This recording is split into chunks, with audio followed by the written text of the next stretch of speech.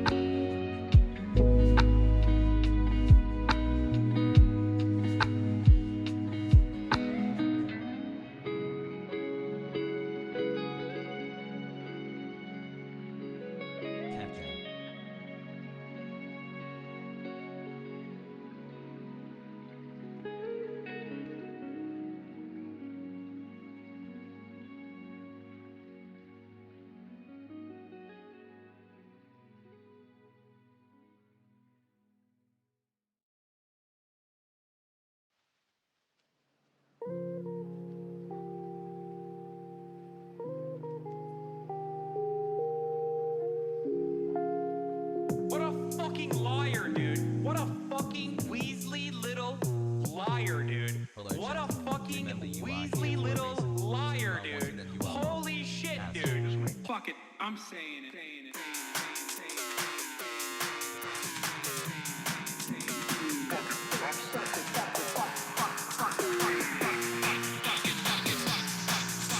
America deserved 9/11.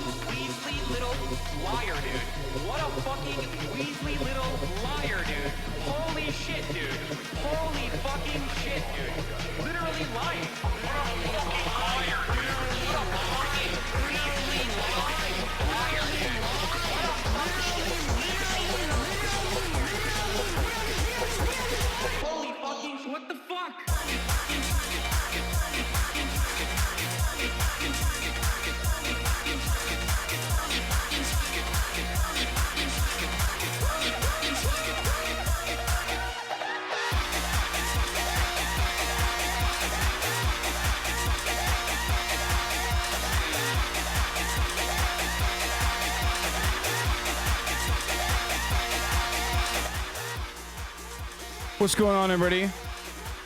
I hope everyone's having a fantastic evening, a fantastic afternoon, fantastic pre-noon. No matter where you are in the world, I'm Hasan Piker, and this is the HasanAbi broadcast coming to you live from sunny California, Los Angeles, folks. And I hope all the boys, I hope all the girls, and I hope all the ambies are having a fantastic one, because it is Thursday, February 3rd, 2022, 11:31 a.m. and I'm a little late, and I apologize. My hair is very, very wet. I'm looking as degenerate as always, as someone said in the chat, and true. I apologize for the delay, folks. I have a really good reason for it. I was doing big business deals, okay? Alpha brain shit, big brain. Big business deals, like crazy business deals, okay? Just craziness, just madness.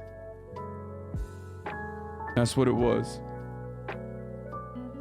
Sorry. It is what it is, you know?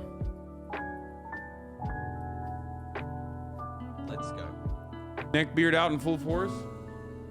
Yeah, this is the worst part about this. Hey, Serna Johnson, thank you for the 20 gifted subs. Honestly, the worst part about this high quality camera is that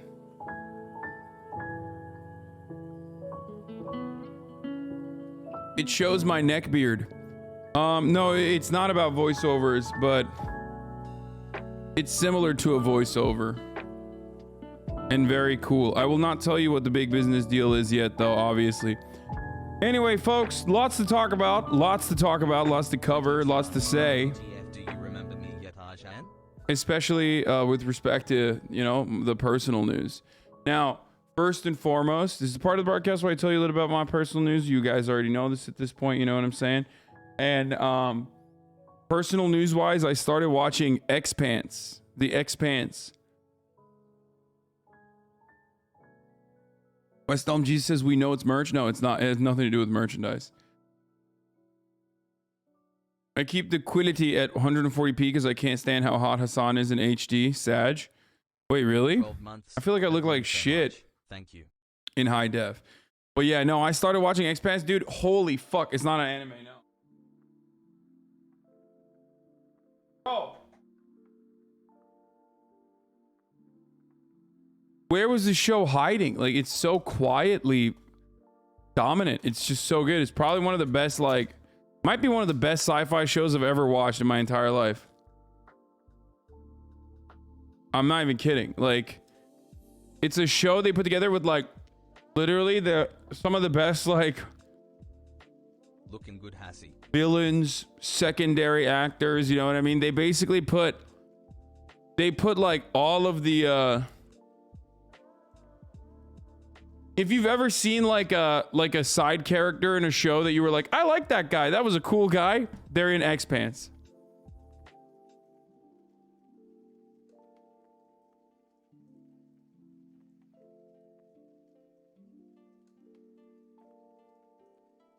A lot of people have recommended it to me.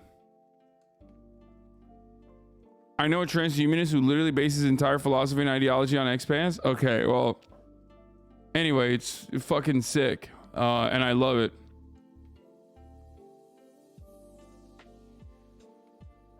And like, people were saying, oh, well, the first season was kind of hard to get into, but then it got like really good by the second season. Dude, what the fuck? If it's gonna get even better, I'm so excited because it's fire right now. It's like actually crazy. The only part that's cringe is the acting. Like, some of the actors are fucking dog water, and it's not great. But other than that, it's, you know.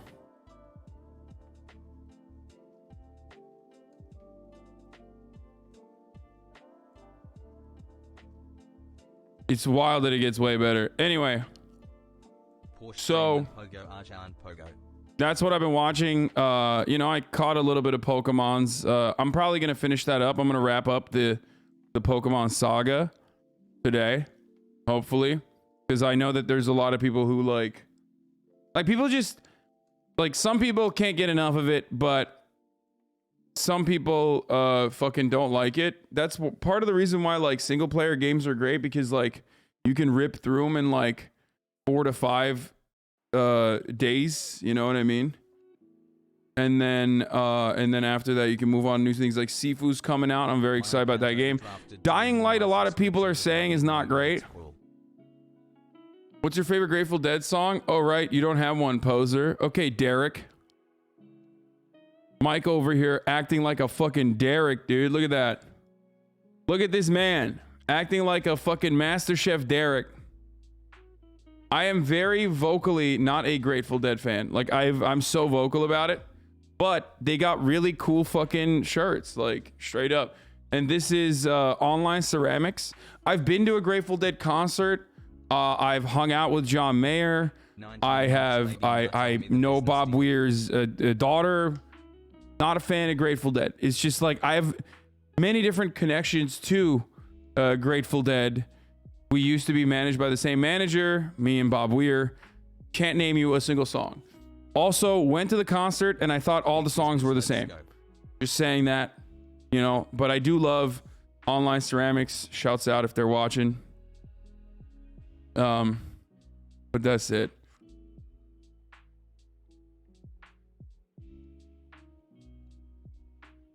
But the thing is, like, I mean, I think the vibes are cool. Like, they're an institution. I find it fun and cool and interesting. Anyway, regardless.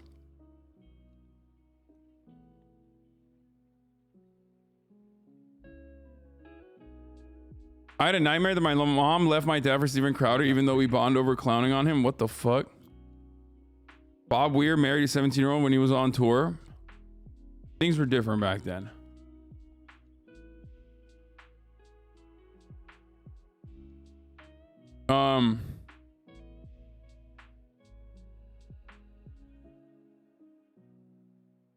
So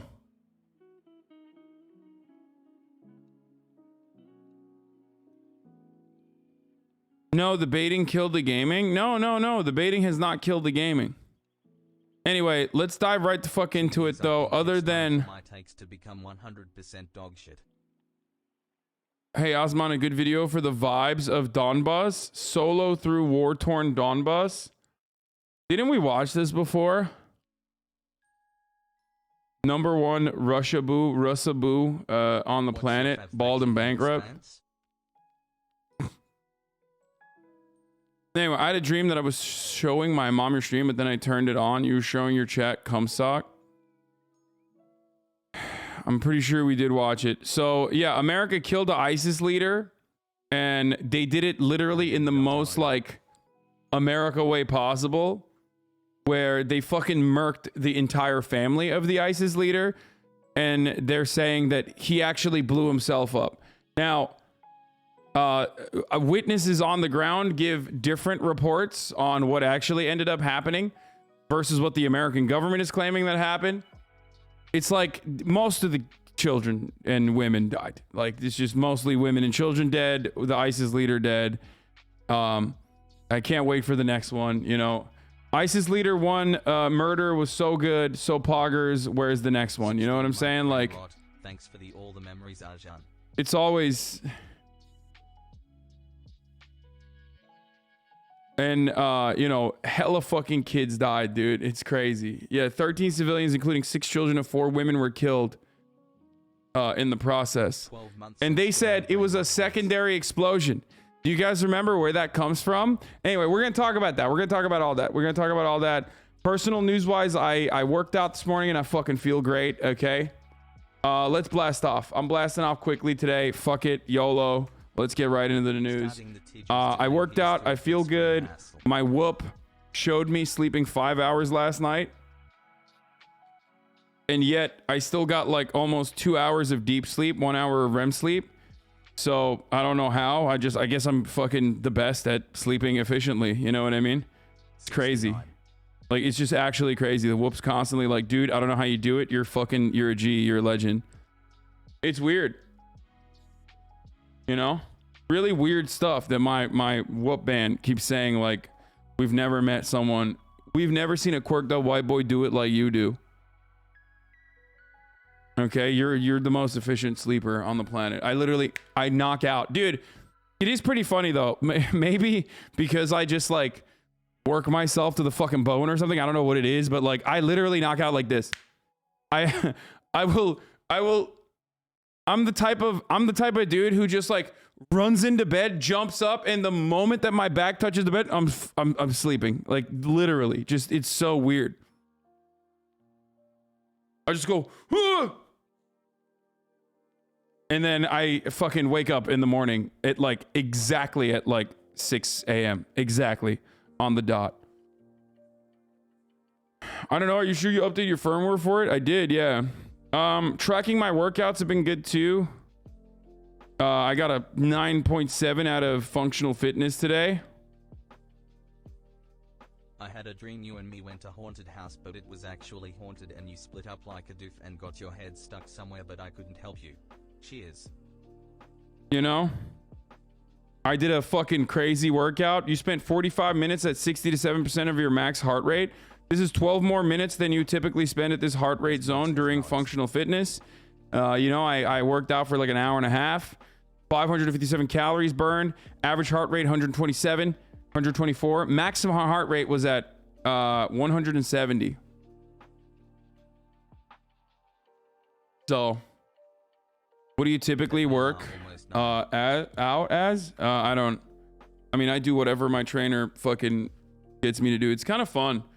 Like, I've always worked out on my own my entire life. You know, I have had like really good friends that are trainers that would. Haven't been in the stream lately, but your podcasts are nice to catch up. Daycare is open.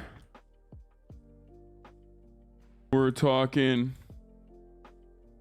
ISIS leader killed along with 13 civilians, Hassle. which the US considers a W.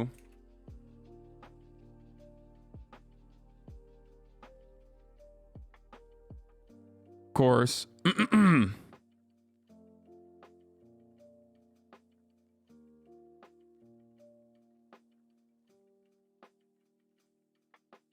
That's like the whole fucking story for today. The big news story of the day is that the ISIS one.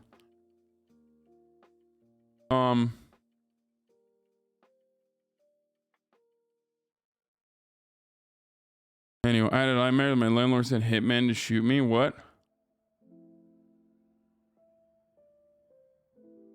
Wait, what? Amazon delivery drivers are regularly asked by customers to dance for Ring surveillance cameras when they deliver packages. One driver and whoa, what? 6 months. Brain has asked to do a chicken dance. Another driver asked me to do a twirl or a dance. What the fuck? Dystopian future, dude. Okay, well, dances on 14 months. Time to make my own bad chatter take.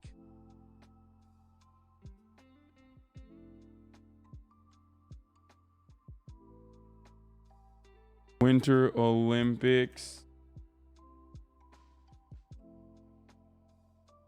28 months. Winter Olympics drama. I think Hasan knows my name yet. Heck.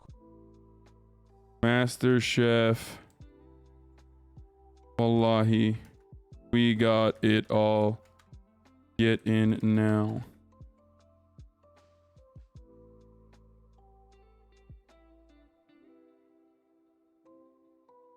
People saying the civilians. Oh, does anyone have a meme for me? By the way, for the record, people saying like, oh well, they're claiming that, oh dude, the Pokeball one is sick, but I'll use that later when I'm playing Pokemon.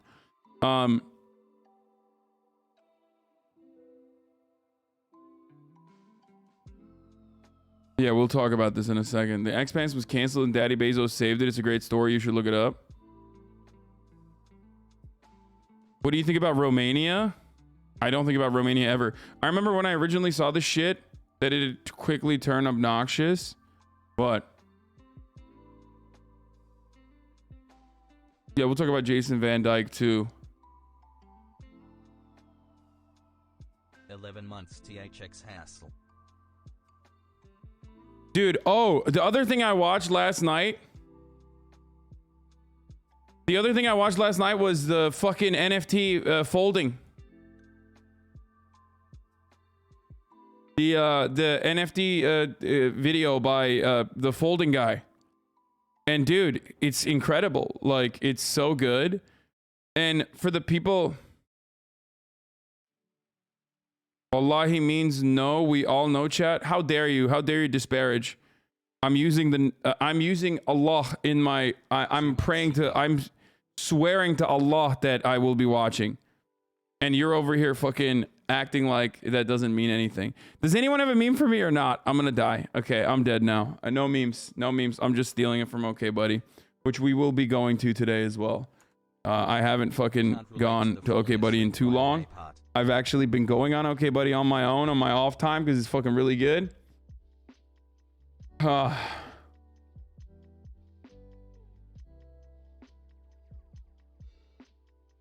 OKBUDDY without me has been popping, by the way. Like, OKBUDDY finally, it brings a tear to my eyes, but OKBUDDY has taken off on its own completely without me. Look at this. One day ago, 400 upvotes.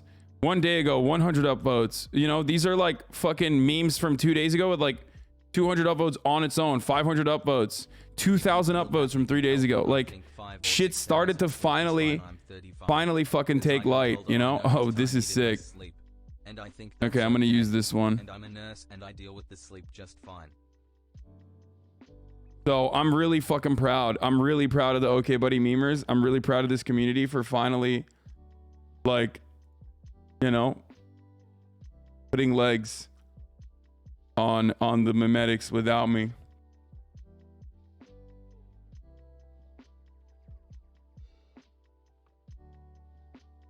At HasanAbi, today is the day that Biden became president. This is the weekend where I finally opened my last PO box. When chat does this, their camera talk just what? Oh my god, when chat does their camera talk, just show them and crush their souls.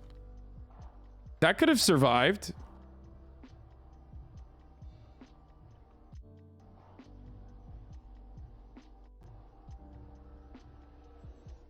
Hey, by the way, the last PO box is not the actual last PO box.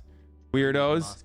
It's just the PO box that I haven't gotten to, that like the legendary final PO box that I never ended up doing, that I cut short and stopped doing. You know, and I'm gonna do it here. Blast off, blast off, blast off. Tell your friends, tell your family, tell your foes, tell your enemies. Invite everybody. Invite different cultures into your home, and invite you know, Johnny Harris into your home. Invite me into your home. Me, an LGBT enemy, okay, an LGBTQIA plus foe, as demonstrated here, as I said yesterday, when someone said. I love this fucking I'm sorry, I love this video so much. Whenever like a new young like queer zoomer comes into the community and they're like a Minecraft adjacent person, you know what I mean? Because I know like a lot of the people on Hasan Twit are Minecraft fans, Minecraft stans, so they tell other Minecraft stans to like come and join the stream, and then when they join the stream they're like little babies, they're like, wait a minute, you know, they're like, what, hold on, I don't know what's going on here, you know? Okay, so one of those, I suspect this is a Minecraft stan that came in for the first time ever, said, it's so uncomfortable hearing you call characters queer coded. Haven't you said you're cishet? And this was my reaction to it yesterday. This is what you missed out on the Pokemon streams. I am homophobic and transphobic. I'm an LGBTQ enemy. I love that the Pokemon music is playing in the background while I'm saying this. Like, it's just so funny that Pokemon music is playing in the background as I'm saying this. I am homophobic and transphobic. I'm an LGBTQ enemy. I am a foe to the LGBTQ community. I'm a foe. And misogynistic. Biphobic too. Specifically biphobic. I am home. I think it's so stupid. But yeah, no, it's, I gotta fucking sit down already. I've been also monitoring my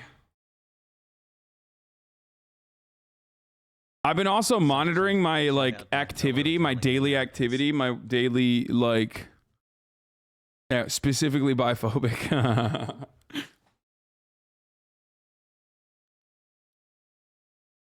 Looking at my tweet streams on not following me on Twitter. Yep. You are literally the most lesbophobic streamer I watch. Straight up.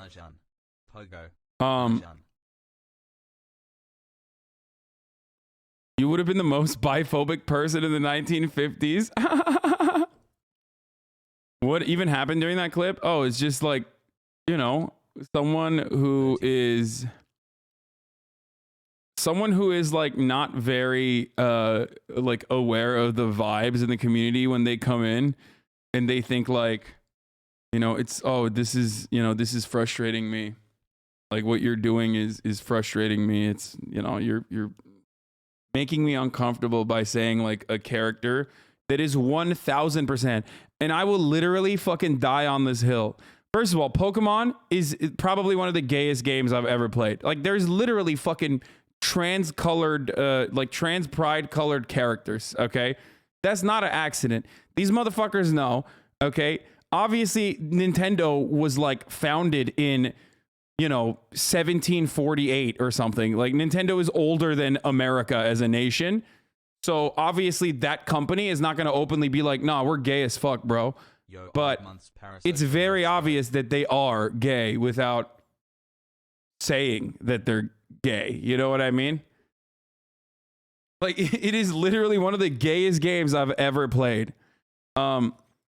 So yeah, old Japanese businessmen still rule it, and obviously they're not gonna fucking like, they're not gonna say that a certain character is like trans or whatever, but like it 100%. This is, bro, this is the most he, they, femboy ass character I've ever fucking seen, dude. Okay.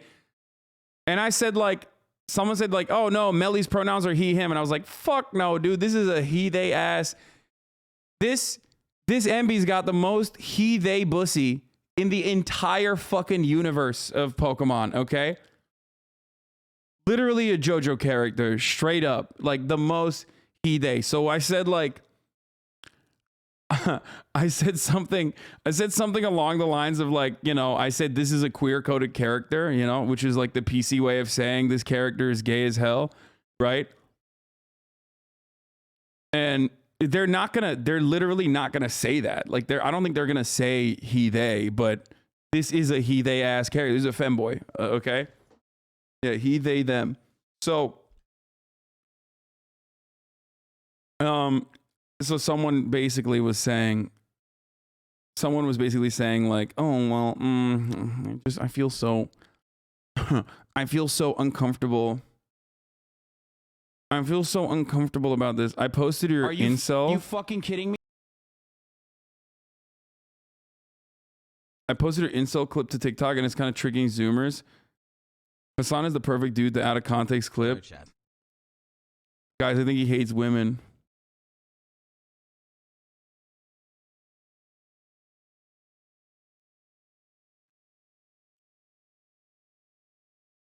I mean, it doesn't. I don't think it has like that many. Oh my God, I hate women. I hate women so much. I've literally never hated women and feminists more in this fucking very moment than I do right now. Oh my God. Oh my God. Oh my fucking God. This was the worst video I've watched. This was definitely the worst Jubilee video I've ever watched. It was so bad. Team Rocket in the 90s did a lot. Team Rocket destroying gender roles since 1997. Yeah, dude, it's fucking bananas. Like, come on.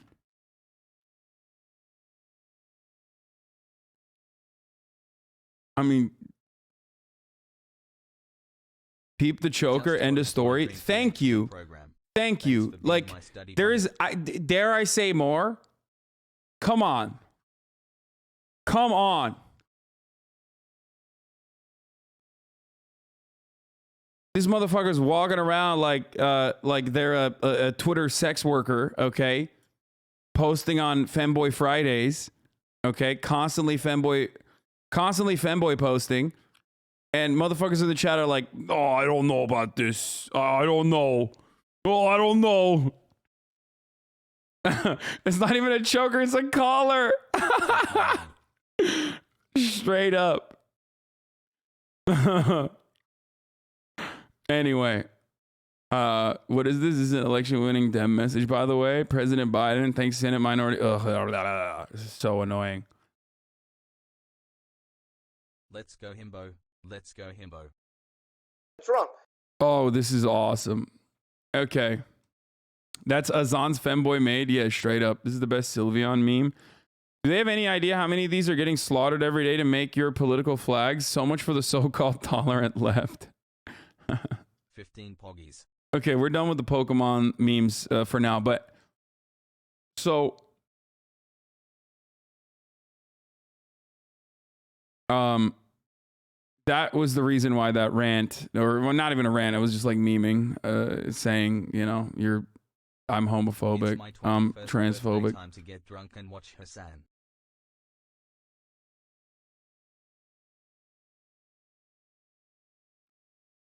What are the chances the next president isn't a walking corpse? I mean, Donald Trump's pretty old, but he will be the next president, so. Yeet. LibU during Black History Month. Capitalism during February. 1 month can't hold. 1 month can't hold our history.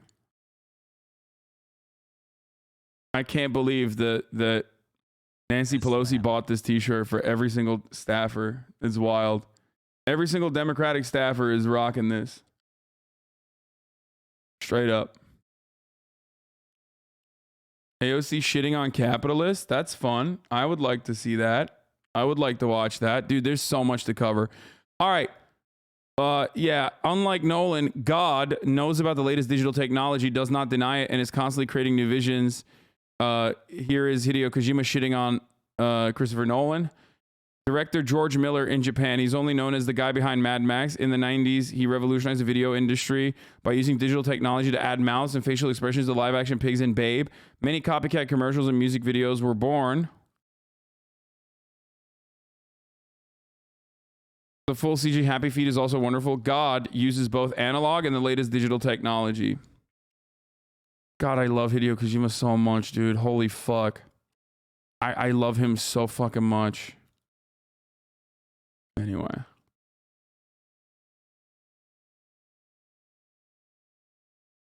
You follow 2 Feet Music on Twitter and he became a crypto bro. He bought an NFT, HHH. I don't care. Hi. Dude, who isn't a fucking crypto bro, brother? Like, there's plenty of people that, you know, what are you going to do? What do you want me to do? Save them? All right. So let's get started on the ISIS leader that got fucking executed. The Kevin Samuel guy you looked at in the log off already pod did an IG live with Nicki Minaj. Wait, who's Kevin Sam? What? What do you rate me? Is that what we're starting off with? Yeah. I don't typically rate people. I ask. No fucking shot is this real, bro. There is no, oh my God. Oh my fucking God. Are you serious? We have to watch this. Okay, but we're not going to do that yet. We'll do that later. It's fucking absolutely out of context, right? Like they clipped that, right? There's no shot Nicki Minaj did a Kevin Samuels fucking... My rabbit of nearly 8 years suddenly passed today. I am devastated, but Hasan and chat still making me laugh in these times. Hasan is Black History Month and you're bringing up Nicki again? Be careful. Oh my lord, dude. Kevin Samuel is like what happens to the fresh and fit guys when they grow up, but they get even more misogynistic and like more aggressive, okay? But like, I guess more dapper at the same time. You know what I mean? Like, is that a good way to describe it? Like, Kevin Samuel is an incredible character who just fucking rips into Hasan versus Black Twitter month-long special. Wait, what do you mean? Black Twitter fucking rips on Kevin Samuel, don't they? Well, they're not gonna get mad at me for that. No, he's not a troll. He's literally, that's him. Okay, let's continue.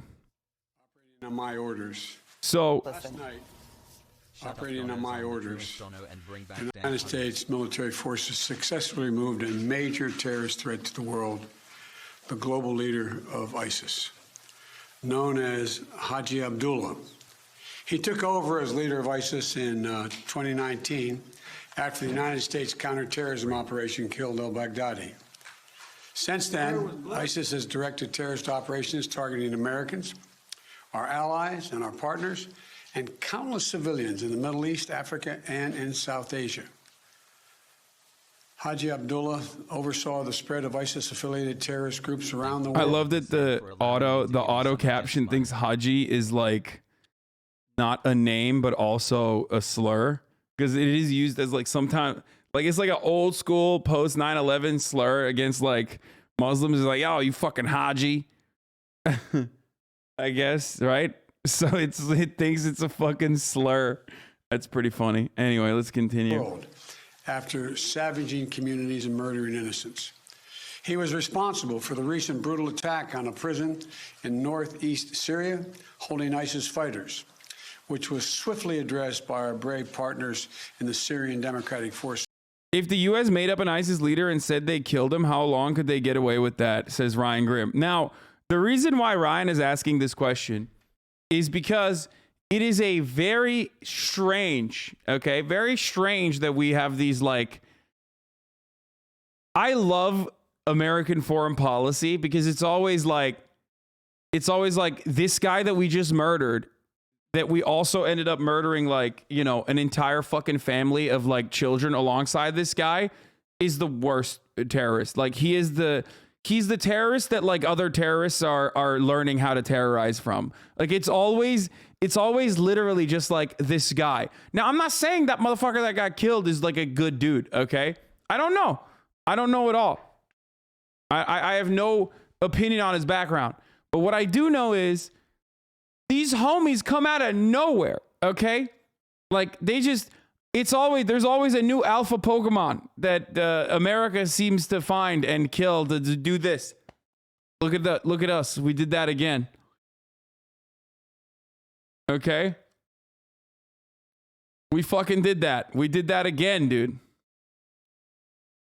And it's always like suspiciously at times when, you know, we need there's a need for like a little bit of PR press, you know? And there's always like, let's be real, there's always going to be like you know, a brown dude that you can just fucking murk. 22-month brain. You know? Thanks for teaching me. Anyway, let's continue though. MasterChef. He was the driving force behind the genocide of the Yazidi people in northwestern Iraq in 2014. We all remember the gut-wrenching stories, mass slaughters that wiped out entire... Oh shit, one of the voice actors in Dying Lights is a fan. Oh no, we gotta... Damn, we gotta do it. We gotta play it now. I never played Dying Light 1. All right, let's continue. Thousands of women and young girls sold into slavery. Rape used as a weapon of war. I think it's pretty safe to say the leader of the ISIS is a bad guy. Yeah, no shit. No shit, of course. I'm saying that it's always funny whenever they're like, actually, this is the worst guy. Okay? Trump did this too, where they're like, this guy that we just killed, literally the worst. No one has ever existed that is as bad as this guy. Okay? they always find like a new guy that's the worst guy. Meanwhile, ISIS is like 12 people at this point, and they're like, just wait, dude. The next guy that we kill, also going to be the worst guy. Okay, no one has ever killed someone as bad as this guy. Okay. And thanks to the bravery of our troops, this horrible terrorist leader is no more. Our forces carried out the operation with their signature preparation and precision. And I directed the Department of Defense to take every precaution possible to minimize civilian casualties. Knowing that this terrorist had chosen to surround himself with families, including children, we made a choice to pursue a special forces raid at a much greater risk than to our own people, rather than targeting him with an airstrike. Yeah, except, you know, like 6 kids died, 4 women died, and a total of 13 civilians died. The one person that fucking died that was like the ISIS leader, and then a lieutenant who shot back. So other than that, everyone else that fucking died literally still died in the precision strike that was ridiculous, right? And they say that he bombed himself, okay? They said that like he actually saw that, you know, he was about to get owned, and he just had like his suicide vest or just bombs at his house, and he blew himself up and his family, right? Which is exactly what they said on the final strike in Kabul, okay? They said there was a secondary explosion. Guess what? That was a fucking lie, okay? So, excuse me if I don't immediately believe that what they're saying is real on behalf of, like, the dude. Maybe it is, but it doesn't seem like it, because America always fucking lies about this shit. And not only that, but I also saw, okay? Psaki asked whether, aboard Air Force One, a reporter asked the White House Press Secretary Jen Psaki for evidence to back up the claim that Qureshi detonated a suicide bomb. Psaki asked whether skeptics think the U.S. military is not providing accurate information and ISIS is providing accurate information. No, it's not whether... First of all, I don't believe the United States military. No, I don't. I'll just say it right now. I 100% don't believe it. Like, in certain circumstances, I'd be more willing to believe ISIS than the American military on how a precision strike actually was precise or not, okay? Straight up. Because they do lie. They lie all the fucking time. They've never not lied. Most of the time, they don't even talk about it. And then when they do talk about it, they just fucking lie. We know for a fucking fact that the Kabul explosion that was targeted Hellfire missile strikes, and it was a total lie that there was a secondary explosion that was the reason why, you know, a fucking courtyard full of children died. And the guy wasn't even a fucking person on the terror list. He just happened to drive a car that happened to be the same fucking car that they were looking for. And they just totally lied about it. They totally fucking lied about it. Not a single person has been held accountable for that, by the way. We wiped out on our last day of Kabul. Okay, we wiped out. Here, I'm going to get to the witness stuff in a second for the record. And this is the other reason why I think it's fucking bullshit. Because this morning I woke up and I fucking read this. I read all of this shit, okay? And I saw the interviews. And that's precisely the reason why I don't believe it's fucking, it's real, okay? Here. This is not ISIS. This is just a neighbor, okay? This is what the neighbor's testimony is. We're going to get to that in a second, though. Let's finish the details of this. We made this choice to minimize civilian casualties. Our team is still compiling the report, but we do know that as our troops approach to capture the terrorist, in a final act of desperate... You're being a bit biased. This is very pro-Muslim, anti-American commentary. I'm being a bit biased? Okay, dude. Come on. Please stop. Dude, are you kidding me? I mean, fuck ISIS and fuck the leader of ISIS or whoever they've decided is the leader of ISIS, okay? This time, now, okay? But if you think that this isn't like literally the modus operandi of the American military, I don't know what to fucking tell you, okay? That's got to be bait. As a 60-month subscriber, he's baiting me. He, with no regard to the lives of his own family or others in the building, he chose to blow himself up, not just to the vest, but... Hasan, I'll be talking about ISIS will be very biased, no matter how good the Biden administration does. When it comes to anti-terrorism, I can't wait for him to spin it against the interests of the chatters that do not have a subscription and thus will get an ad at the top of the app.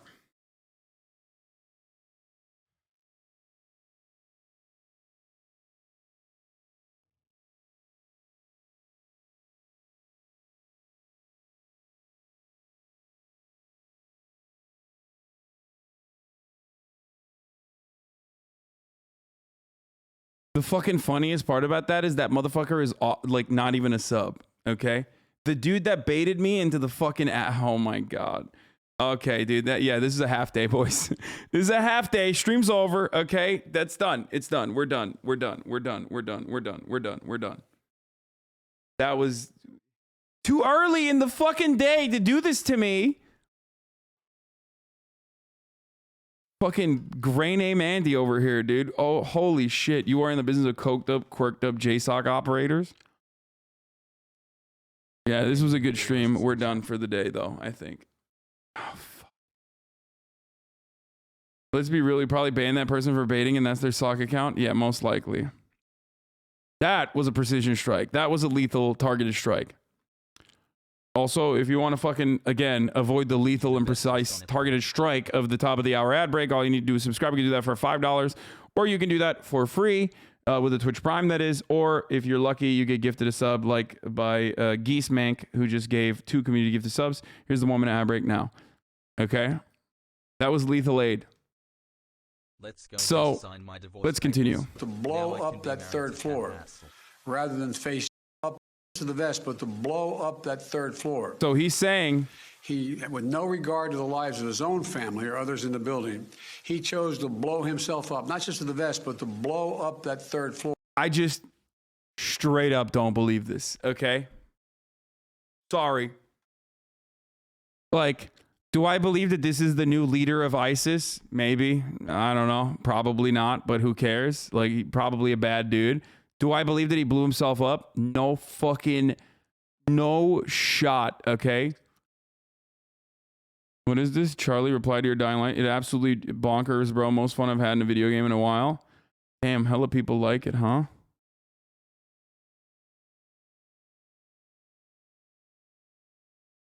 I do not believe that the fucking dude blew himself up, okay? Rather than face justice for the crimes he has committed, taking several members of his family with him, just as his predecessor did. I'm grateful for them. First of all, they never captured these dudes. Like, it's not like they were going to capture this guy. No shot. They were just going to murk him anyway. So, like, the idea that, like, our fucking special forces actually go in and, like, capture people without fucking canoeing their faces, okay, is a laughable one, okay? So there's that. The interesting part about this also is that, like, it was literally a mile away from the Turkish border, okay? And there's obviously, like, troops stationed in the northern corridor, Turkish troops, so it's, like, super close to the Turkish border, and it's super close to Turkish military positions as well. So, bet your fucking ass that was a collaborative effort, okay? Anyway, let's continue. Immense courage and skill and determination of our U.S. forces, who skillfully executed this incredibly challenging mission.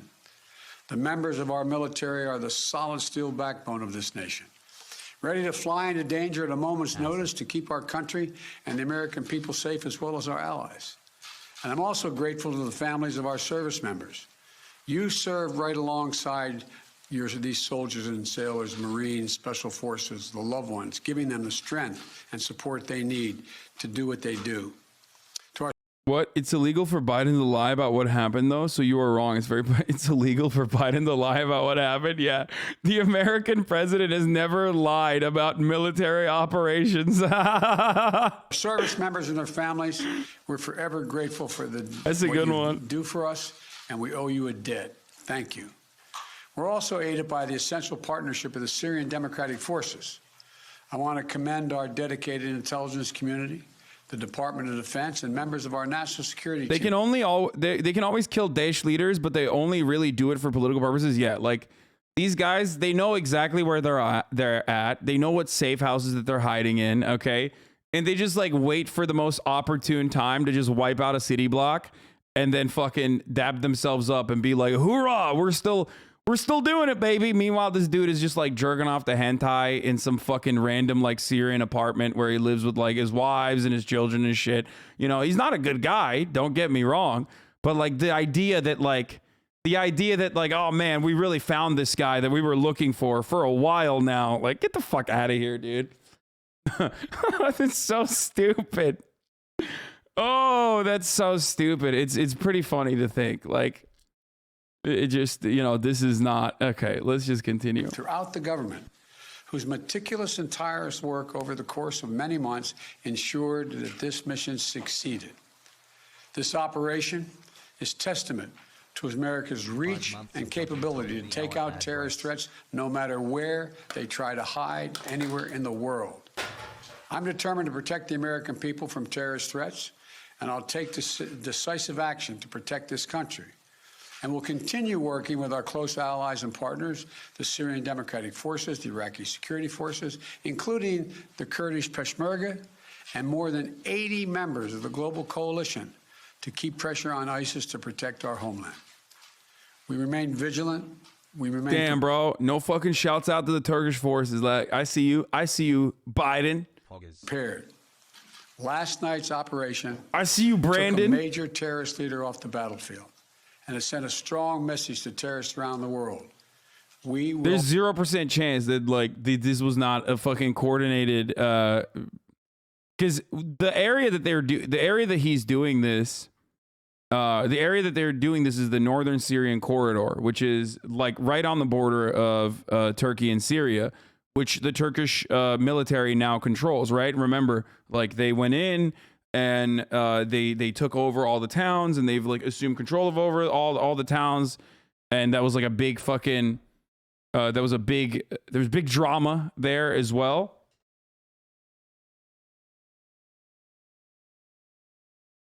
But no, he didn't say that. Turkey supports ISIS, dude. Yeah, totally, dude. Anyway, okay, let's continue. Come after you, bro, I love, man, my favorite thing is American leftist Westerners, like just Western leftists who think that like every single fucking military group in there does not despise one another and like routinely murder one another. You know what I mean? Like whether it's a militia or whether you think like, oh no, like, you know, YPG good, Turkish military hates YPG, so they fucking obviously, because YPG is killing ISIS, then the Turkish military must like ISIS. It's like, no. That's not true. That's ridiculous.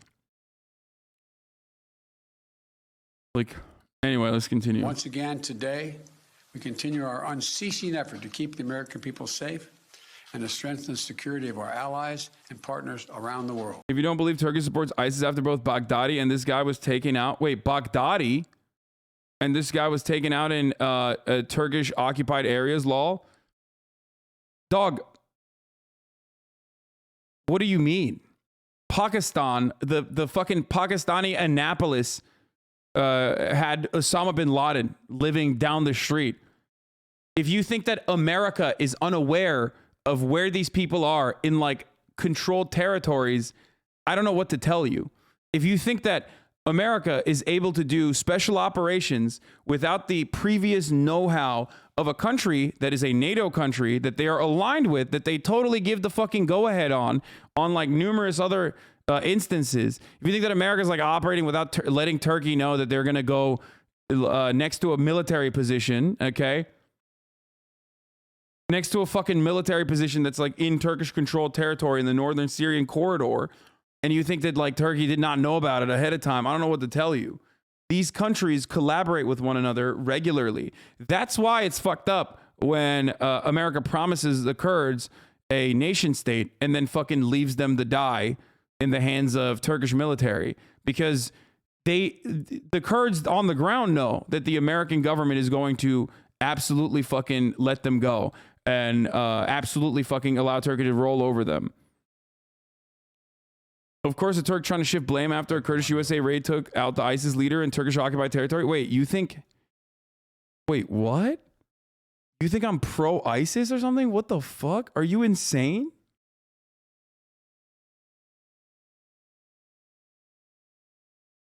Turkey's support to ISIS has been with the go-ahead of America, okay? With the go-ahead and knowledge, the prior knowledge of the United States. Turkey's support to ISIS is the extent of the American support to ISIS, okay? It's like the UK support to ISIS, like when where the fuck was the ISIS base that they just like completely ripped apart? The Kurdish forces like rolled over.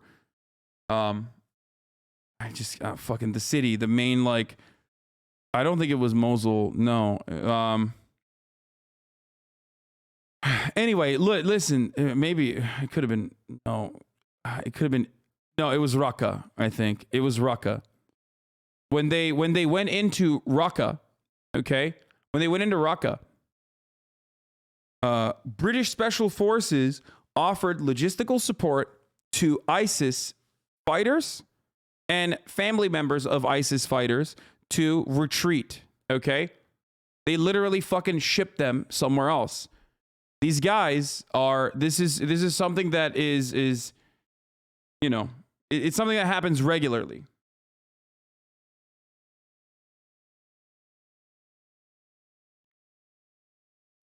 How do you not know that Turkey literally elevates Islamist forces in Idlib, lmao, the police force in occupied Idlib, are Islamist groups? Yes, they are. But you are looking at it thinking that the Islamist forces that are operating on behalf of the Turkish military, that are trained by the Turkish military, that even have ex-ISIS members in them, are not literally fucking working to kill ISIS people. That's how the region is, okay? Talk to someone who is from there or has actually went into and fought there. Talk to fucking Brace and you will understand, okay? The idea that this conflict is black and white, the idea that this, like, you know, oh, Turkey loves ISIS or fucking Turkey hates the Kurds is so fucking stupid, especially because Brace will be the first person to tell you that they got training both from the fucking CIA and also Turkish forces as well. When he was a part of the fucking, he was the Western guy that that responded to the international call of arms and joined YPG. How do you think that happened? Not every Islamist is ISIS. They're not good guys overall. But very strange that all of you fucking idiots think that you understand this. So Turkey sometimes supports Islamist forces in the same way the USA and the UK sometimes support ISIS. I'm trying to understand. Yes.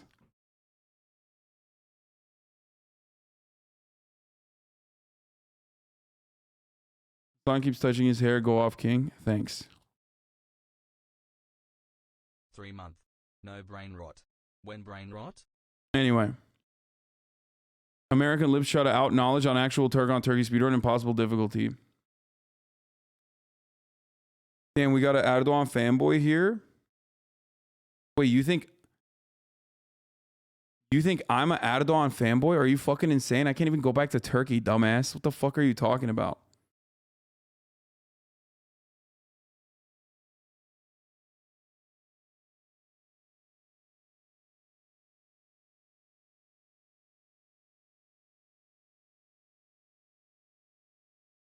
Anyway, this story is always funny, but we're losing sight of the main thing that we were talking about, which is that I don't believe that this person fucking blew himself up. As far as skepticism goes, do I believe that this is like the most important leader of ISIS or whatever? Not really. I think it's just like, is he a bad guy? Most likely, most definitely, right? Do I believe he's like the most important leader of ISIS now? Probably not. There's just like, they know where these motherfuckers live. They use it strategically to execute them strategically to get like a big PR push for the military. Do I believe that he blew himself up? Fuck no, absolutely not. Anyway, so here's on the ground reports that are absolutely contradicting the American statement here. First of all, let's start off with this one. When someone on Air Force One asked Jen Psaki for evidence to back up the claim that Qureshi detonated a suicide bomb, Psaki said, "Don't you trust the U.S. military instead of ISIS?" So that's fucking bullshit. But I mean, the U.S. has not always been straightforward about what happens with civilians, and I mean, that is a fact. Then at the State Department spokesman, Ned Price, was repeatedly asked for evidence for the U.S. government's claim that Russia plans to create a false flag propaganda video as a pretext to invading Ukraine. Price responded, "If you doubt the credibility of the U.S. government or of the British government, of other governments, and want to, find solace in information that Russians are putting out, that is for you to do." These guys are not even trying anymore. They literally are just like, just listen to us, you fucking idiots. What's wrong with you? We're the American government. You're supposed to be doing propaganda. And 99% of the time, the press corps does operate in unison with the State Department. They do actually fucking do propaganda for the State Department and for the DOD.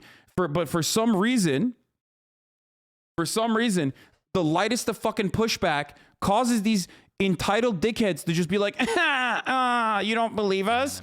Wow, you must want to kiss the enemy. It's like, are you a fucking child? Are you a dickhead? Are you fucking stupid? You literally lie all the time. Your entire purpose as a mouthpiece in the government is to lie to the press, okay? Of course, a contentious press is supposed to be one of the most important tenets of a fucking free country. And of course, they're going to do that. You can't go, na, boo-boo. You don't trust me? Oh, do you want to hug and kiss Vladimir Putin? Is that what's going on? Ooh, you must like ISIS. Ooh, it's like literally fucking gray names in the chat do a better job of figuring out counter propaganda than these motherfuckers that are getting paid like $200,000 a year that have been in like the NatSec sector for such a long time. It's crazy to me.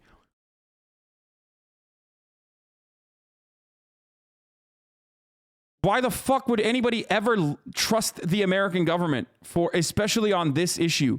Okay. So anyway, the raid happened in Syria on Thursday and had been planned for months. The U.S. troops suffered no casualties. 13 civilians died, including 6 children and 4 women were killed, or as the U.S. calls it, collateral damage. And I'm going to give you further information on that in a second. Hold on. This is Ted Cruz being cringe. More cringe shit. Okay, buddy. Camera breaking. That was the fucking main post that I asked you guys to blast off with. By the way, I was 100% right in Kabul, okay? Just remember, I was 100% right on Kabul, and you were fucking wrong if you doubted me, so suck my dick. So, Spencer Ackerman, who I love and trust, who I've had on the show, and Ryan Grimm as well, and Spencer has been literally covering this since before you motherfuckers half this chat was alive, okay? Remember, Spencer Ackerman has been a NatSec reporter since before half of this chat was alive, okay? So just remind yourself of that reality when we're having this conversation. He goes, another dead obscure terrorist leader. Time to start 2 stopwatches. The first counts down how long until the official story about the operation turns out to be bullshit. The second, shorter clock, is the time it takes to generate a new obscure leader of the terrorist group.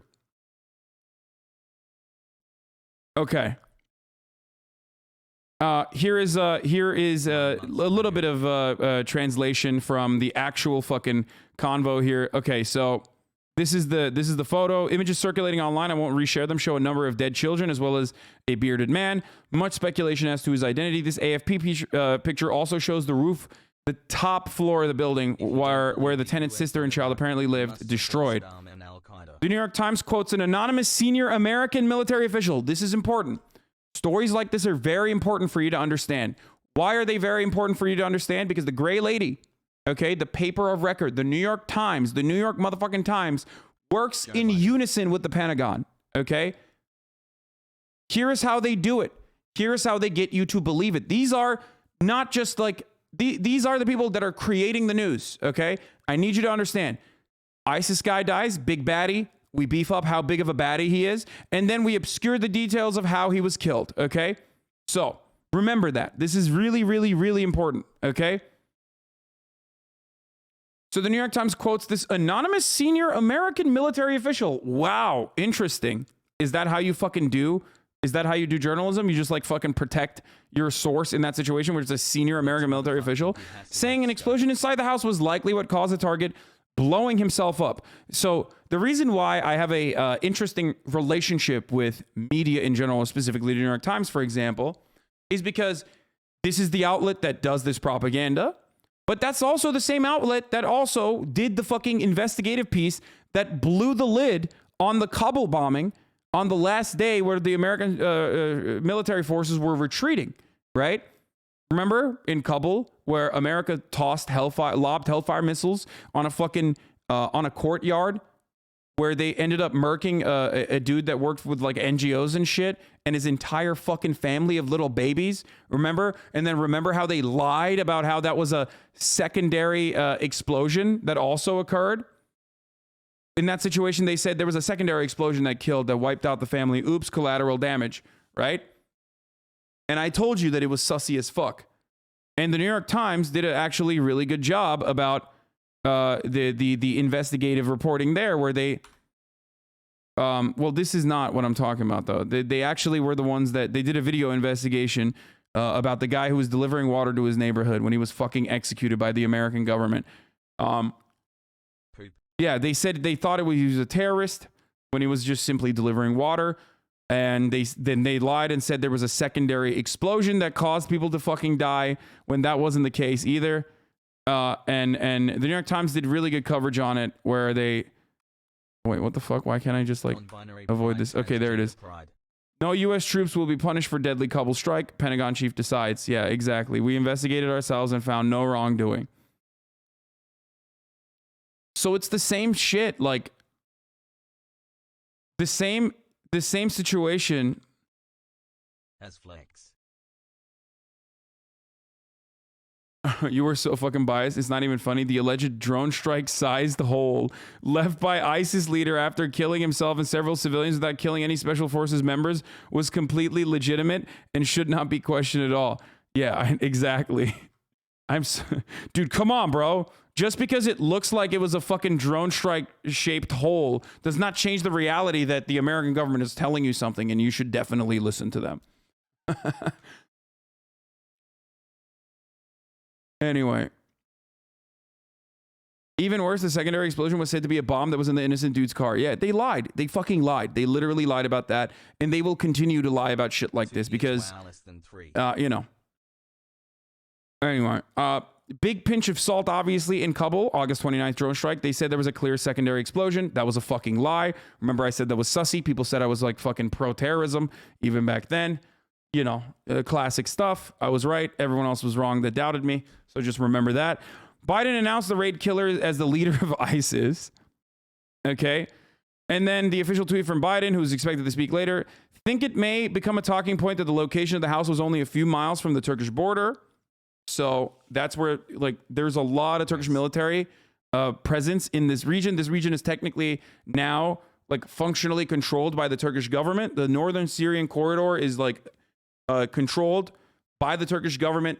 The American government gave Turkey the northern Syrian corridor to control. Like, they allowed that to happen. So anyone that tells you that is not true is fucking a clown ass and lying to you. Okay?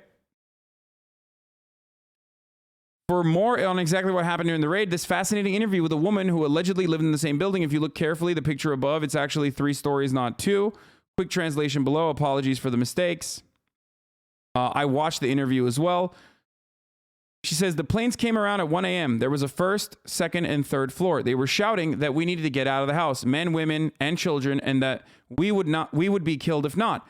They fired a missile shell while we were inside. Then they fired bullets and we were inside. Then my husband went out and my son. They said, get away from the house and lie down on the ground. I came out behind them, but I didn't see them on the ground. They said, put your hands on your head and get on the ground and take off your hijab.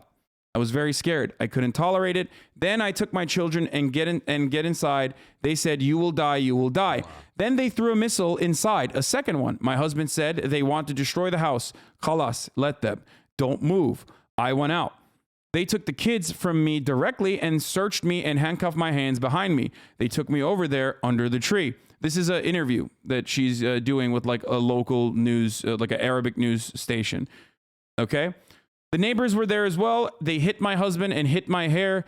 Honestly, the neighbors don't know each other. I only know Abu Ahmad's family. The interviewer says, when they were shouting to you with loudspeakers, did they mention a name? No. Then the planes above us started to hit the top floor with machine guns, meaning that the man couldn't go down to get out. He couldn't get out, or his children. Did you see any killed? No, I saw remnants of bodies. And they hit it, and his son died. He still had 2 daughters and a 15-day-old son. The father and mother and brother were killed, and the kids survived. Kids are a girl around 11 years old, a girl 7 years old, and a boy 4 years old, and a 15-year-old boy were taken out. The person might be thinking it's a plane, but it could be a helicopter as well, or it could be a drone. But the idea that, like, Biden says directly that Qureshi blew himself up on the 3rd floor of the building, says they chose to carry out the operation with special forces rather than an airstrike to reduce the danger of civilian harm. And for some reason, though,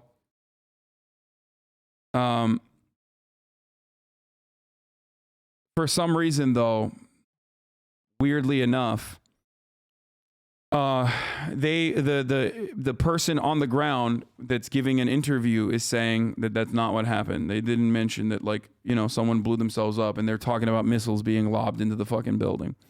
So yeah, justify and agitate the invasion of Iraq. New York Times, totally credible, man. No, but you have to remember, it's not that simple. Okay, it's not just like New York Times bad and fucking gray zone good or whatever. You know what I mean? Like, a lot of these outlets fuck shit up, okay? They do it to propagandize. They do it to sensationalize.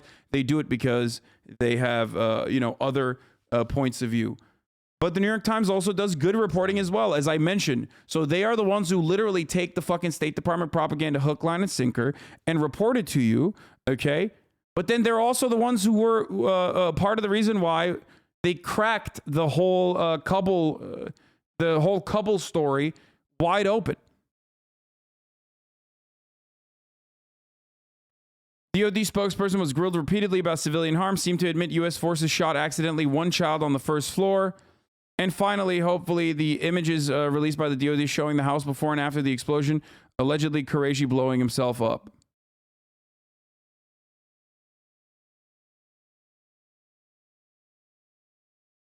The New York Times did do that expose on how many civilians are killed in drone strikes at the same time. Yeah, they do both. They do both.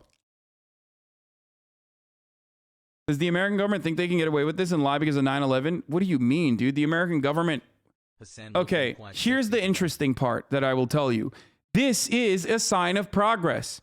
It's really sad to say, but it's kind of like the similar situation with Palestine. We're like talking about Palestinian rights openly without getting barraged by like mainstream media as an anti-Semite, being declared an anti-Semite, is relatively new. And it's a sign of progress. Having this level of coverage on it, and being able to talk about this, or even the New York Times doing the Kabul story, is a sign of progress. Because back in the day, you didn't even have coverage of this, okay? They would just say, people died, shut the fuck up. And there was never ever like serious, like skepticism or people questioning this narrative ever. If you question it, you were anti-American, you were a terrorist lover, you wanted to suck and fuck the terrorists, okay? And same with even like UK and same with the stuff in Syria, same with the stuff in fucking the conflicting reports coming out of Ukraine with like America's interest in fucking Russia and Ukraine, and then the Ukrainian authorities saying something different. Like all of this is very interesting to see.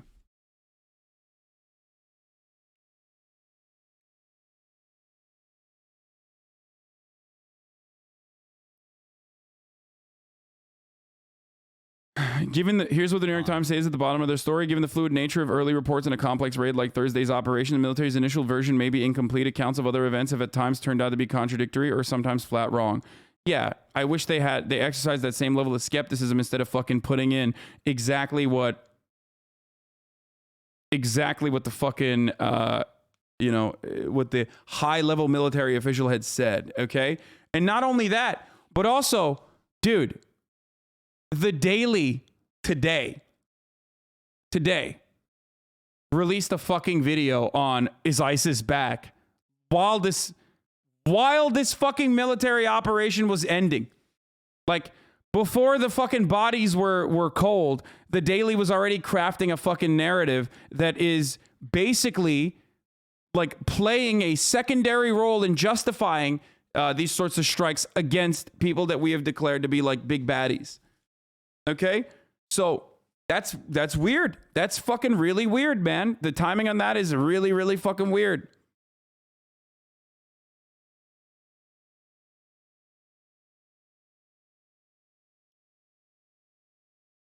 The fact that the USA uses the drone strike follows a long logic of military strategy that can go back to the Second World War, so I do not understand why the world are still surprised when the USA drone strikes everyone. Yeah. So just understand that.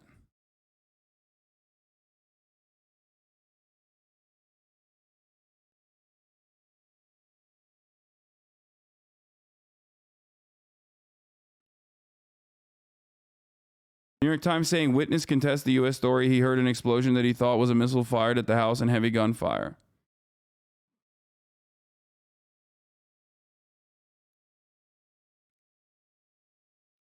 So it is completely unacceptable that we have absolutely fucking normalized this sort of behavior where like America can play world police and say, well, one ISIS guy died, 13 civilians, six children, 4 women. 13 civilians overall died, but hey, the big baddie ISIS guy died, so it's fucking fine. Completely insane to me, okay? That is not, you can't do that. These are human beings. You cannot fucking do that. You could not do that in the aftermath of 9/11, but you still did. And the American government still did that and totally got away with it. 20 years later, we're still doing it. And it's fucking insane. Okay? It's absolutely pathetic. It's psychotic. It's bloodthirsty. It's completely unacceptable. Savannah, this is breaking news. The president announcing I'm gonna pee. I'll be back in a second. The, quote, leader of ISIS has been, quote, taken off the battlefield. It comes after overnight those special forces carried out this raid in Syria using helicopters. Witnesses on the ground saying there were clashes between U.S. special forces and fighters on the ground. Savannah, I'm just going to look down to read you some of that statement from President Biden because we have just received that statement. It says, last night in my direction, U.S. military forces in northwest Syria successfully undertook a counter-terrorism operation to protect the American people and our allies and make the world a safer place. And the president goes on to say, thanks to the skill and bravery of our armed forces, we have taken off the battlefield Abu Ibrahim al-Hashimi al-Quraisi, the leader of ISIS. And he says all the Americans have returned safe from the operation. Savannah, there is also reports from a monitoring organization here in the UK that 13 people were killed in this operation, including women and children. As we say, Savannah, details still emerging over what happened there in Syria. Savannah? Yeah, and I would just add a senior administration official is alleging that at the beginning of the operation, the target himself detonated a bomb that resulted in killing of his own family, including women and children. That's coming from the White House, from a senior official. This is breaking right now, Keir, so we will nail down those details and get back to you with more. Thank you very much. Hey, thanks for watching our YouTube channel. Find your favorite recipes, celebrity interviews, uplifting stories, shop our favorite deals, and so much more with the Today app. Download it. So,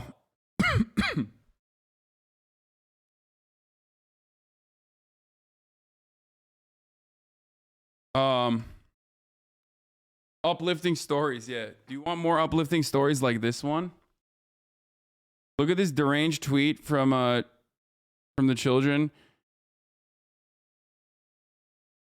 What the fuck is that? Wait, I'm like worried. That's a live leak video underneath it. Alternative NOAA, the unofficial persistence team of the NOAA, not taxpayer subsidized. This guy says, I'm proud of Biden for ordering the raid in Syria. As vice president, it was well reported he was reluctant of such actions. As POTUS, the decision is his alone, and the world is a better place when terrorists are dead. Qureshi had no respect for life. Thank you to the operators who served. it's sad when kids are killed, but the hard truth about these kids, they're not the type of kids who come home after school and play soccer with their friends. They're the type that start killing during their childhood. Their fate was sealed anyway. Nothing could save them. You are literally worse as a human being, like infinitely worse as a human being than any number of children that have come from ISIS families. Okay? Straight up. You're a worse person. You're literally 1000% a worse person. Okay? You're straight up a fucking fascist. You're a worse person than those kids ever will be. Okay?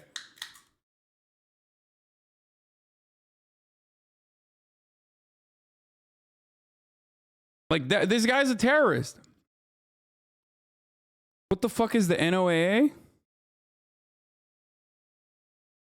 Studies the oceans and atmosphere to understand our planet? What the fuck?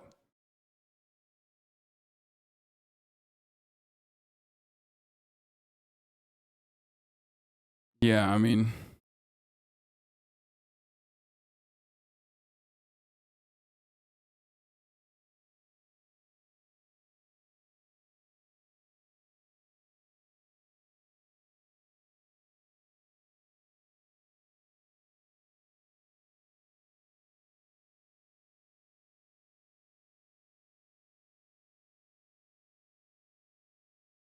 It's crazy. It's historically known that children can't be redeemed anyway. Yeah.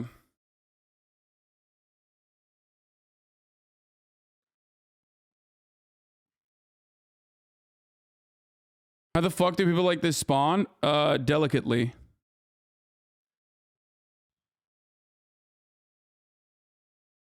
If the daily is fomenting ISIS, that hopefully means the military-industrial complex realized fomenting war with Russia over Ukraine was insane. I mean, it has been insane.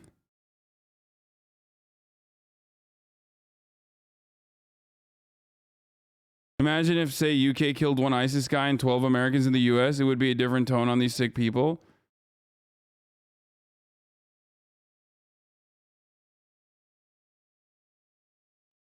Oh my God, I work for the actual NOAA. Please do not confuse us. We just do climate and science shit. No, this is an unofficial NOAA account. It's not real. It's not like...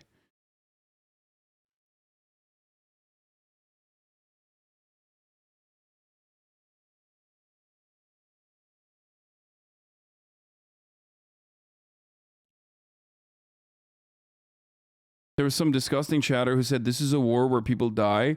What of it? Can you explain to him that America isn't being threatened at all? What fucking war is there? Yeah, dude, that's completely unacceptable. Like, that's not a thing.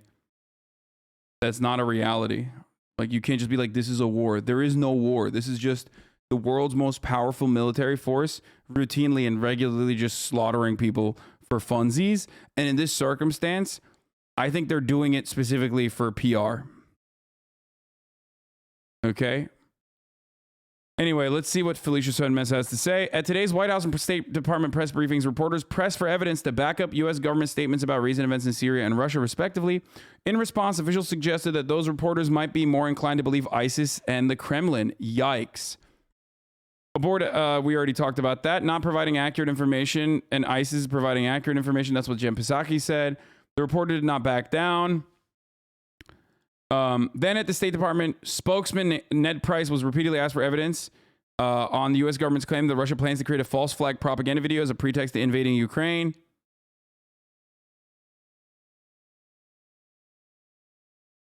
I love 2014 imperialism for funsies, Obama tactics. I mean, everybody does that. It's not just Obama. It's like every administration has done that. Every single one.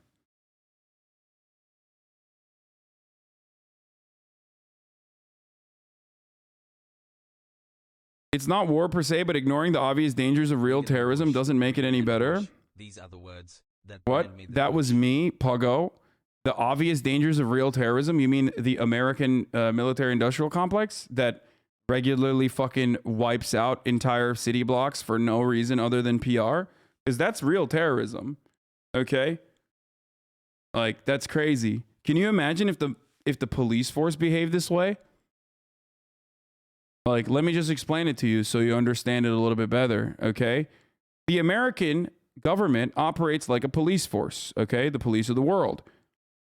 Imagine if they came to your fucking house, busted your door down, and killed your entire fucking family, okay? Because your uncle is a bad guy, okay? He's a bad guy. By the way, America did do that.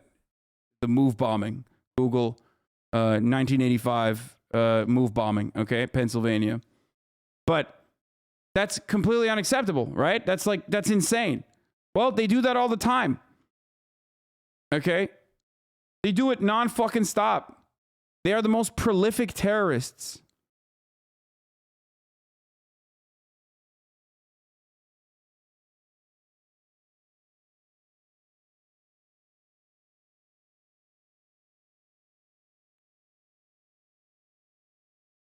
How can you ignore what ISIS and other extremist groups are doing in Africa? You can't just deflect everything by saying, oh, America's worse. Wait, what? So ISIS doesn't exist? Are you trying to bait me? I mean, if I speak, I'm in big trouble. So ISIS doesn't exist? Dude, what did this do for ISIS, dude? Are you fucking stupid? What did killing 13 civilians do for ISIS? What is happening right now? Are you guys... Dude, sometimes I unironically feel like I just have people in this community that are like, yeah, I work for the Department of Homeland Security. Like, whatever. I like watching Hasan because he fucking shits on Republicans. He shits on Democrats. We all like to have fun. But like the moment that like foreign policy comes into play, I'm literally going to start frothing out of the fucking mouth. Like, and sound like a John Bolton type. Like, well, what are you? Are you John Bolton? Are you in here? What's going on, dude? What the fuck is this? Well, this is like, are you a 85-year-old pathetic, parasitic neocon freak? Is that what happened? Is that what's going on right now? Did you work for the George W. Bush State Department? What the fuck?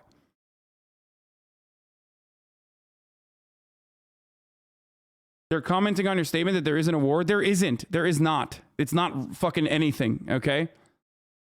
Almost 2 years, Pog.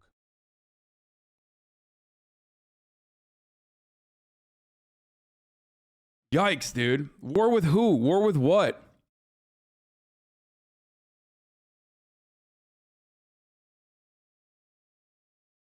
Oh, that's because you literally have those people in here, no joke? I know that there are people in here that like work for the American government. I know. Like the Department of Homeland Security example was a real one. I know because someone at the airport literally came up to me and was like, dude, I used to work for the Department of Homeland Security. I love your fucking streams. And I was like, what the fuck? Do you not hear like 90% of the shit I say?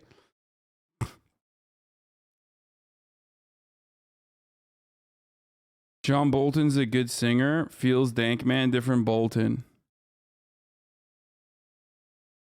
2019 Zanesville City Auditor election. Check it out.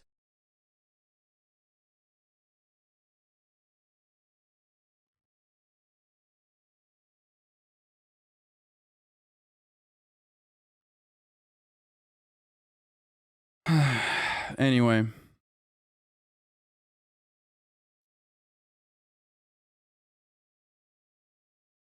What a ridiculous fucking take. Ignoring the dangers of terrorism. We are the most dangerous terrorists. The threat of ISIS is very real, though, and the people that fought ISIS there were more happy about the U.S. presence until they left because of piece of shit Trump. No, that's not... No. You're fucking insane. I feel like I'm talking about... They will treat... I feel like I'm talking to Donald Rumsfeld right now, dude. We're invading. And Donald Rumsfeld is in the chat. You're just out of your fucking mind, okay? 14 months feels dank, man. Love chat and streamer, man. You're out of your mind. And there are plenty of fucking one-offs, like random people that you can literally point to right now.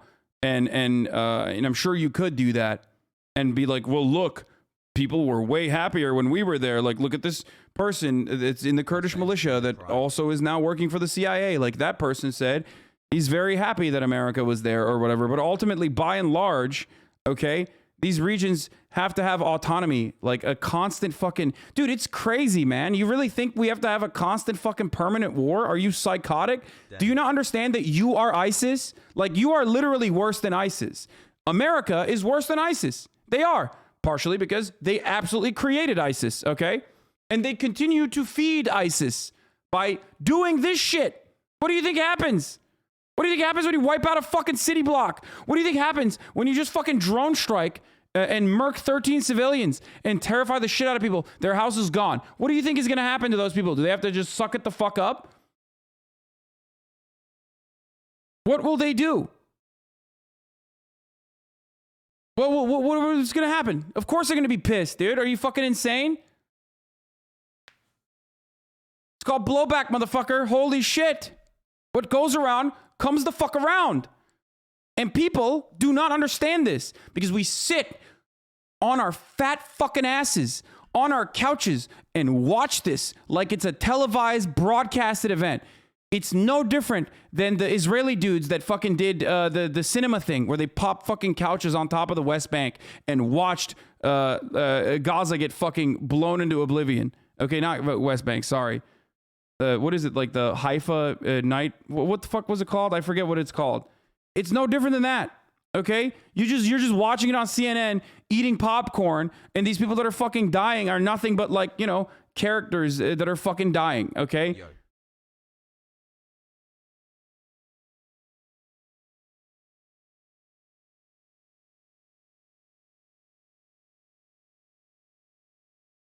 But for you, it's just war on television, okay? For those people, it's their entire lives and livelihoods.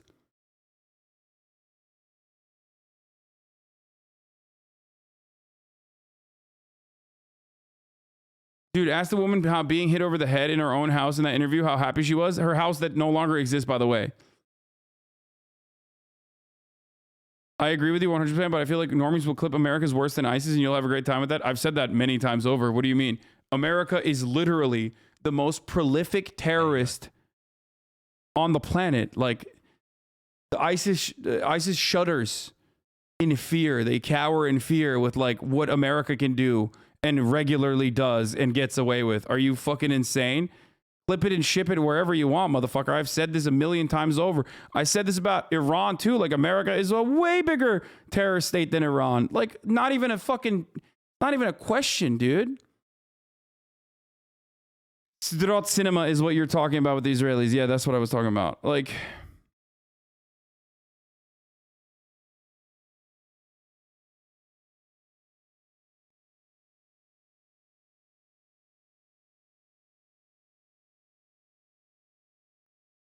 literally. I think they should just clear off all the city. Just take it off the ground. Yes, I'm a little bit fascist. That's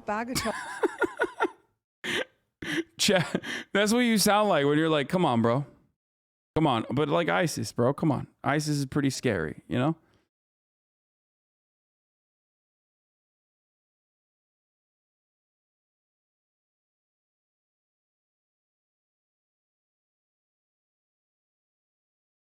Just a little bit.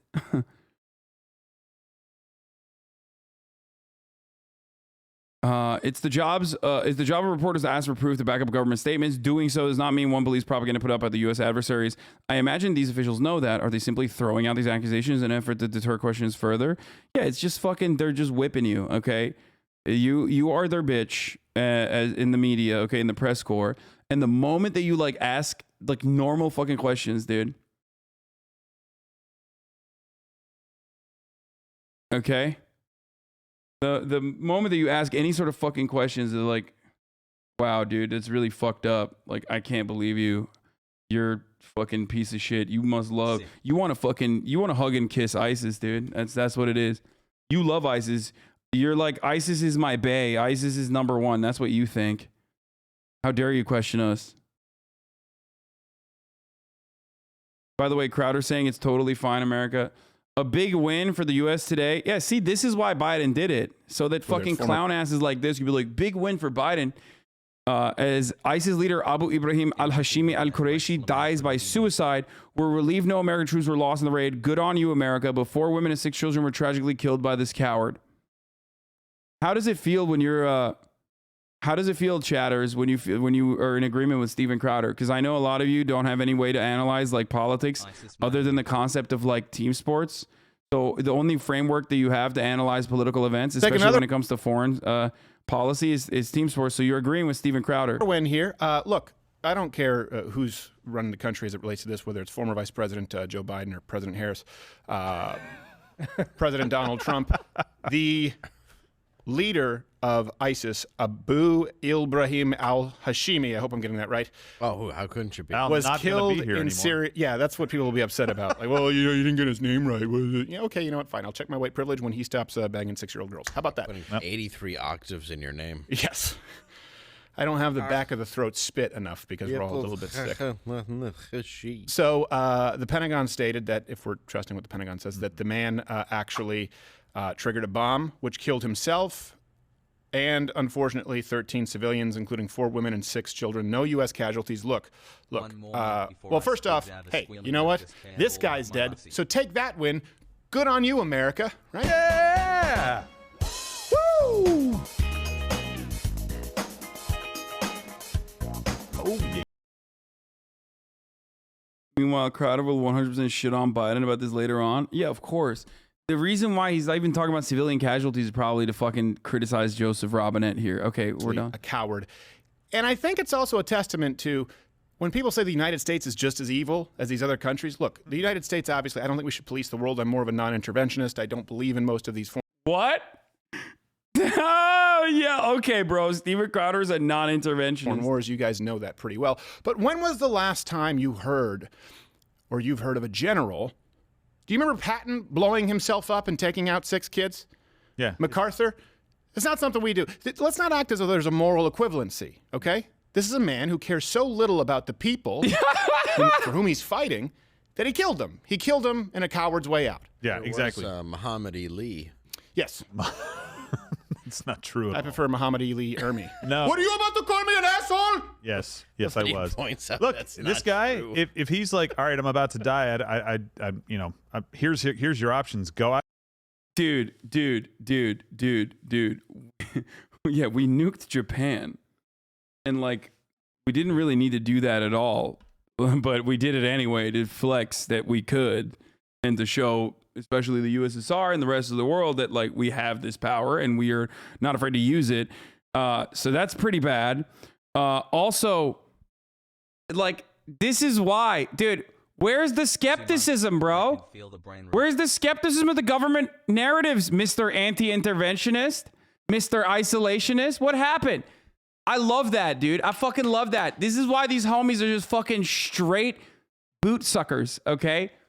This idea that they are anti-interventionists or isolationists is a fucking gigantic lie. This idea that they're skeptical is a gigantic lie. Oh, I'm only skeptical of the government narrative when they're telling me to wear a mask. But when it comes to like ISIS guy blew himself up, definitely, dude. Definitely, that's a real thing for sure. Oh, yeah, for sure. Oh, man. Because why? Why did that narrative come out? For this reason. So that fucking idiotic reactionaries can think, oh, it's totally justifiable. The 13 people that fucking died that had nothing to do with this dude, they deserve to die as collateral damage. And they didn't die in the hands of the glorious American military, but instead they died in the hands of the big bad ISIS guy that I didn't know anything about until this morning. And now I know he's the worst guy on the planet and, you know, had to be killed. Out and fight, which I don't want him to go out and kill American troops, so don't get me wrong. Of course I'm not. glad that he didn't take anybody of our side with him. That's the win. But you just killed 6 women and children, 4 children on top of that. I mean, go outside and blow yourself up, asshole. I'm sorry. It's not about killing women and children. It's about ethnicity. Oh, it is. Yeah. Okay. Thank you. About race, child. Just you sounded a little roomy to me. I'm totally hearing your echo. It could just be because my hat is ruining the seal on my head. I think it is. So, yeah, look, that's a good thing, and I think we want to be consistent. Look, like when Rush Limbaugh got into all this trouble, God rest his soul, he said, you know, I want Obama to fail. People said, no, he didn't. Rest in peace, baby. He didn't want America to fail. No. He wanted Barack Obama to fail in implementing his policies.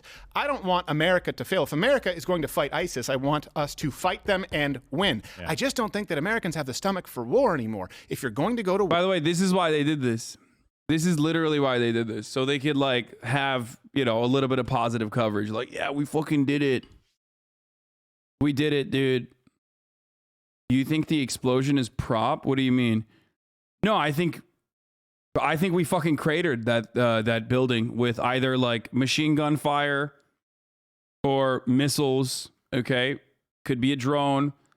could be fucking, what is it, like the AC-130 or whatever, okay? And we absolutely cratered that fucking building, but there are clearly, you know, there are clearly fucking civilians in that building, and they don't want to admit that they killed civilians. So this is a big win. This is like, oh yeah, he killed himself. He blew himself up. Hope, homie, you mad? Why would I?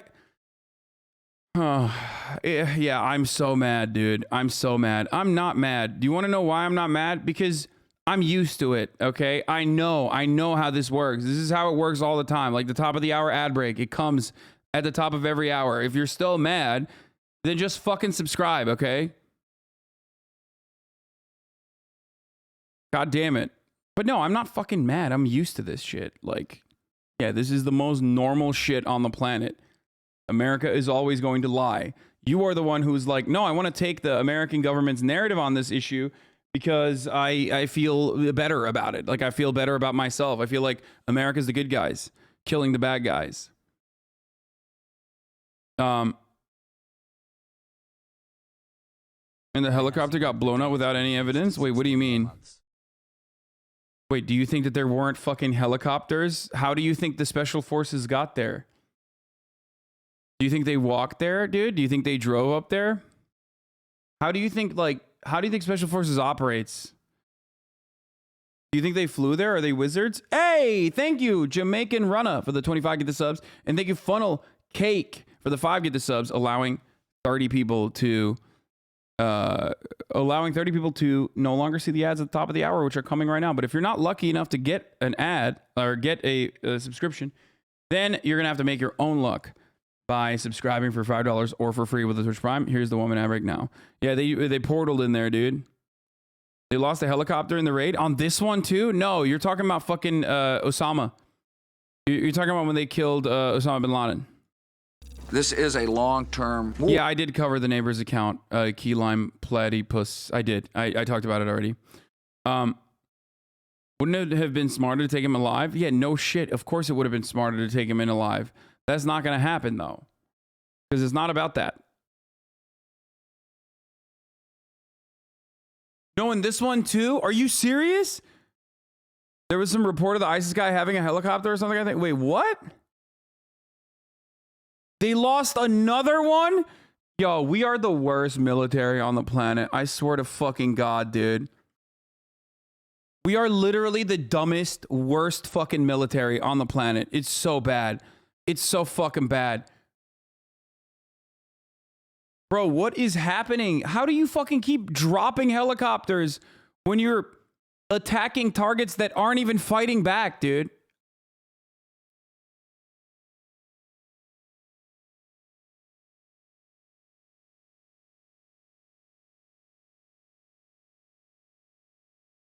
The U.S. helicopter had a mechanical failure, so they blew it up not to leave it behind.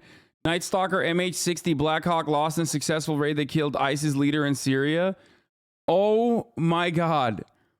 Oh my God. They did. Oh my God. Oh my fucking God. They did it again. That's so funny.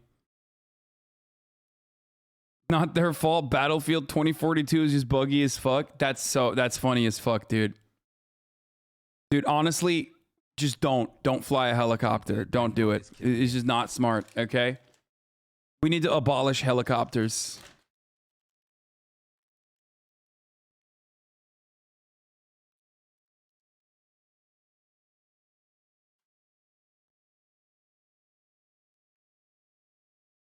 America.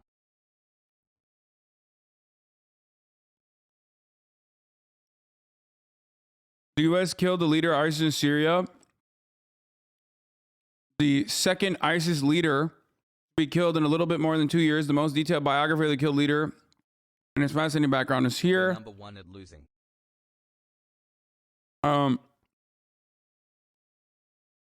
Despite the literally hilarious commentary of late, the killing of Qureshi shows how impressive the U.S. This guy's such a fucking bootlicker. U.S. CT capabilities versus how bad ISIS' ability to keep up with the pressure. This leader made zero statement / appearance that the U.S. caught up with him and who he was from day one. See, I mean, this is what I'm saying, by the way. This is literally what I mean when I say this. Like, we know where these guys are all the time, nonstop. Love you, Hasan. And then we strategically decide to fucking do a precision strike. Okay. Anyway, let's get back to Joseph Robinette Biden. Really good stuff. And Vice President Harris, Majority Leader Schumer, Mitch McConnell. Mitch, I don't want to hurt your reputation, but we really are friends. and that is not an epiphany we're having here at the moment. You've always done exactly what you've said. I think it's disgusting. Like, he's a disgusting freak. Mitch McConnell is, and for him to say like we are really friends, like it just kind of gives the game away. You're also a disgusting freak, and I despise you. You are a despicable piece of shit. You're gross. What do you mean? Oh, he always does what he says. Like, he just like fucks you over. Like, he says he's gonna fuck you over, and he does. It's great. Man of your word, and you're a man of honor. Thank you for being my friend.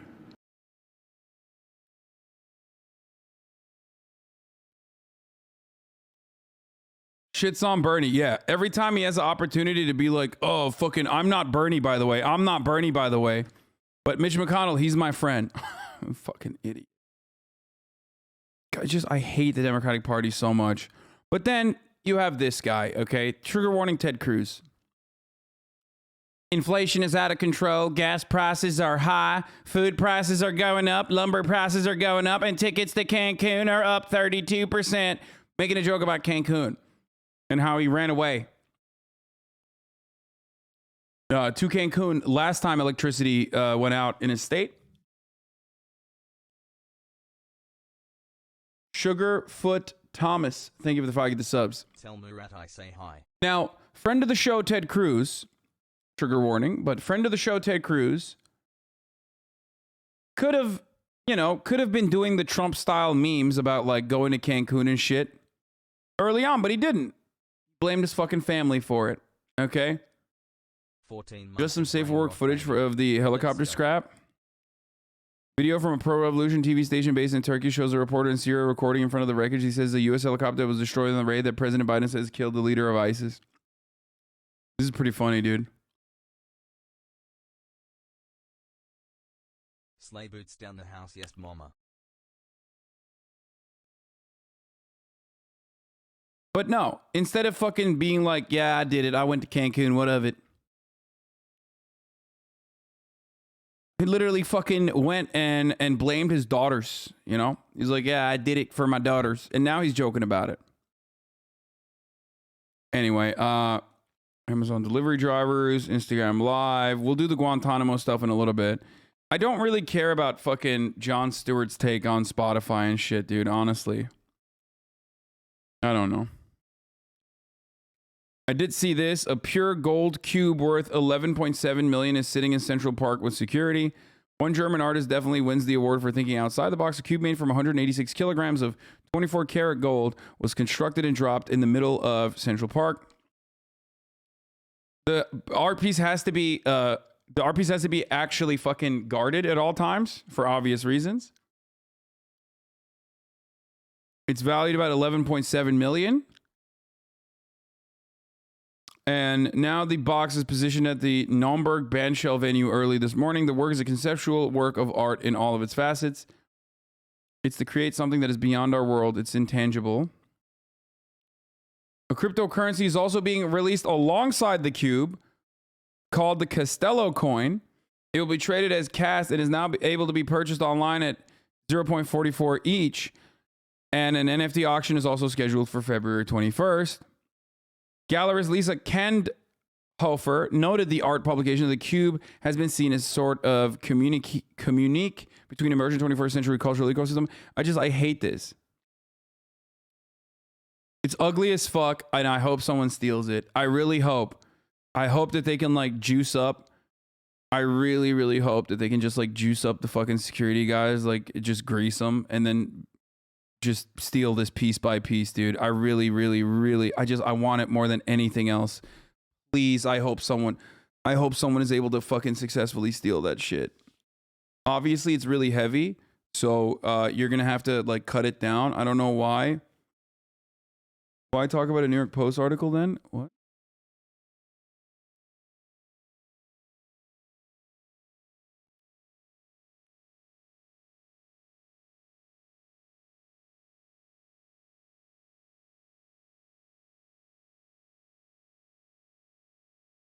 Why are you giving advice? What do you mean? I'm not giving advice. I'm just saying, like, it would, in a video game or in a book I read, you know, 400 pounds is quite heavy to just, like, steal on its own and be able to mobilize. So, like, you would need probably a dolly in the book that I was reading about thefts.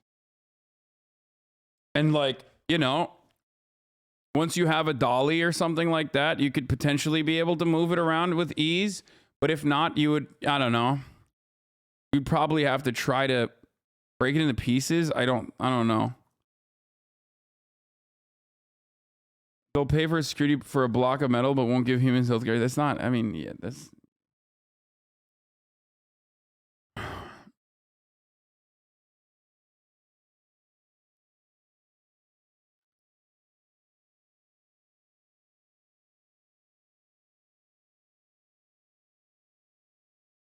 What if someone melted it, lol? That's what I'm saying. Like, you're gonna end up melting it regardless. So I don't know what would be the best time to do it, but they can't be fucking on it 24/7 security wise.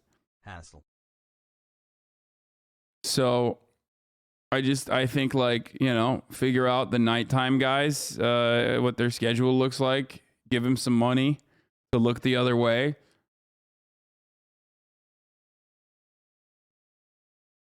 White people pussy. And then just fucking dolly it up, baby. I really hope this happens. Straight up. I just, like, obviously, you know, I don't want any of you guys to do it. Don't do it. Crime is bad and wrong, but, like, Bat chest, you know. Crypto cube bat chest.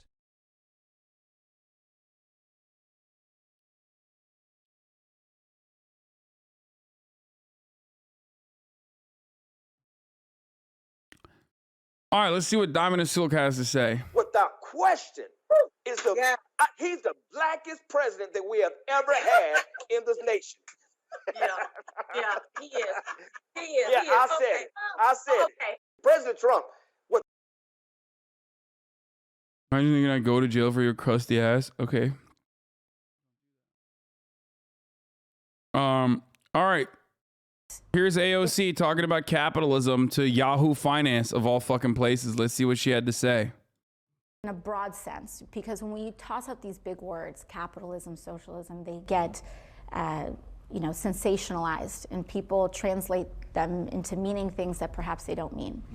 So, to me, capitalism, at its core, what we're talking about when we talk about that, is the absolute pursuit of profit at all human, environmental, and social cost.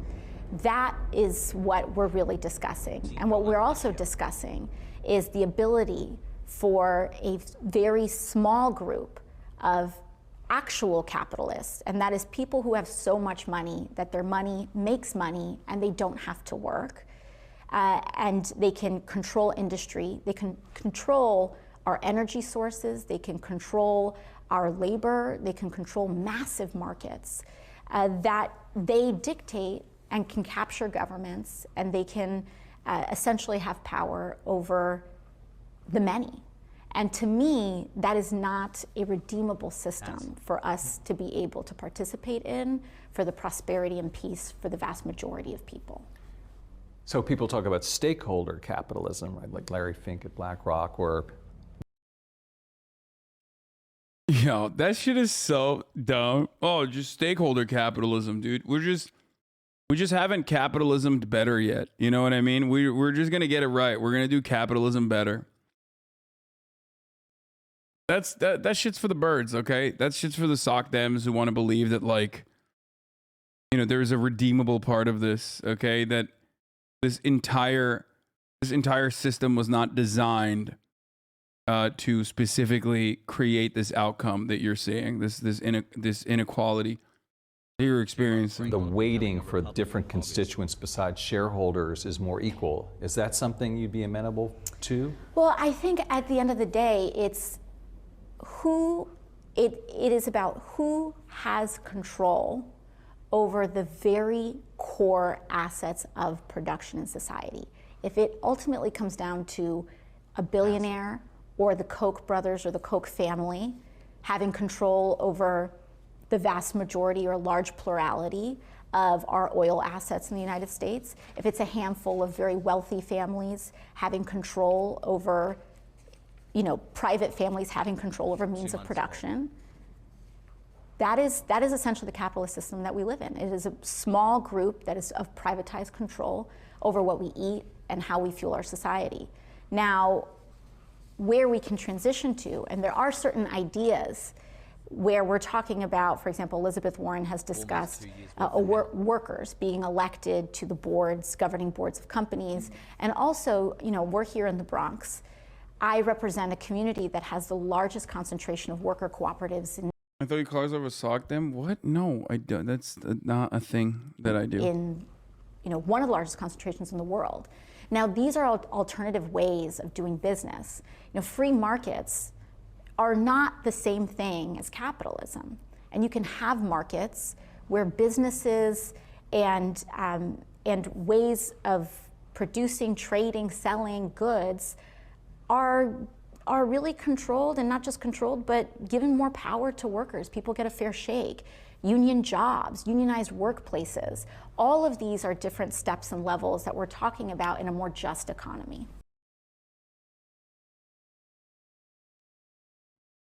Neoliberalism is pretty key to this discussion too, though. Many centrists love to ignore that word while saying they're progressive law. Stakeholder capitalism doesn't do shit for the global south, but SOCDEMs literally can't comprehend that. It's not going to happen anyway, so it doesn't matter. What are you talking about? Like, that's a ridiculous assertion. There is no material change that will ever occur in a country like the United States of America just purely on the fucking virtue of rich people deciding that we should change it a little bit, okay? It goes against the reason why society is organized in the way that it is, okay? So SOCDEMs don't even realize that, like, even if they wanted the world to be like Norway, okay? Even if they don't care about what that does to the global south or continues to do to the global south, as like we all live as labor aristocrats here in the first world, reaping the rewards and the fruits of the labor of the third world that we routinely exploit and subjugate through, global conflict, imperialism, the highest state of capitalism, right? But even if you didn't care about all that shit, like, and you were like, I'm a sock dem, I'm a social democrat, you're never going to get to social democracy without like having outside or inside anti-capitalist forces pushing along the way. Think about the reason why. So we just give up on socialism, socialist values? No, I'm talking about fucking sock dems I'm talking about social democrats being wrong about the way history has worked. Okay? Like, they're wrong. Like, even FDR was not pushed by social democrats, and then he like decided to, decided to do the New Deal on his own. It was because of labor militancy. It was labor militancy. It was robust, the socialist, communist parties, movements that were working in unison. So, like, even in the interim period, even in the short term, America should be a social democracy. I think that's viable. But I just don't believe that it will happen without any sort of fucking extra, without any sort of organizing and without actual, like, fucking, revolutionary people and radical activists pushing for organizing everywhere and, pressuring the government, pressuring places of work, pressuring key points of industry, like important choke points that you can shut off. But obviously we do not have an organized labor force that could do that. So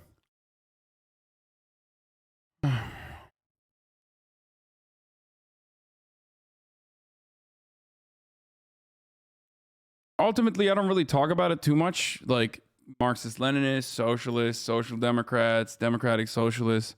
It doesn't fucking matter because ultimately I'm here to address the problems. I'm here to tell you what my solutions are. And in the short term, everyone's a fucking social democrat. Bernie Sanders is a social democrat. In America, in the short term, you're a social democrat. If you at least have somewhat of a comprehension on realpolitik, you're a social democrat. That's your first step forward. And even the fucking Marxist Leninists that love China, for example, like Dengists and whatnot, I mean, they are literally social democrats. So I don't know why online sock dems that like love the State Department don't actually turn around and say they love China. You know, they have a lot to literally copy from China. Why the fuck don't they like China? It doesn't make any sense. You have a country with a robust welfare state, okay? You have a country that's like doing incredible work on infrastructure projects. You have a country that is like, forcibly taking a higher percentage of wealth from the wealthiest people through a sequence of voluntary donations.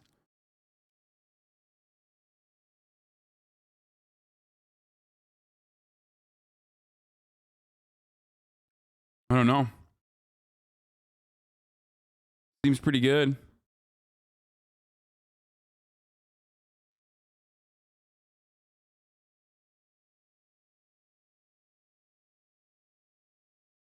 You say exploiting the global south a lot. Real question. I don't know what that really refers to, like sweatshops and not giving access to their natural resources. Well, those are some of the ways to do it. Another way to do it is, for example, when you go and you say, hey, I know your country is bombed into shit and it's fucking been cratered by either us or paramilitary forces that we gave guns and weapons and ammo to. But here's a really cool thing that we'll do for you, okay? We'll go to the IMF. We'll go to the World Bank and we'll rebuild that for you, okay? You want money, you need to rebuild your country. I mean, let's just do that. And the person that they've already put into that position of power in the puppet leadership is already like pro-West, because that's why he's in that position. So he says, yes, sir, please give me this money. So then they get this money, but this conditional loan is very restrictive. For example, if you take that money and you want to build hospitals, the IMF says, no, you can't do that to build hospitals. We didn't give you that money to build hospitals. We gave you that money to build infrastructure projects like extraction of natural resources, because your country happens to have like untapped lithium, right? Okay. So when you're under that loan deal, the way that the conditions work is you have to implement neoliberal austerity measures. Okay. They basically tell you where you are able to spend your money and where you're not able to spend your money. It's incredibly, incredibly, incredibly restrictive. They are like loan sharks.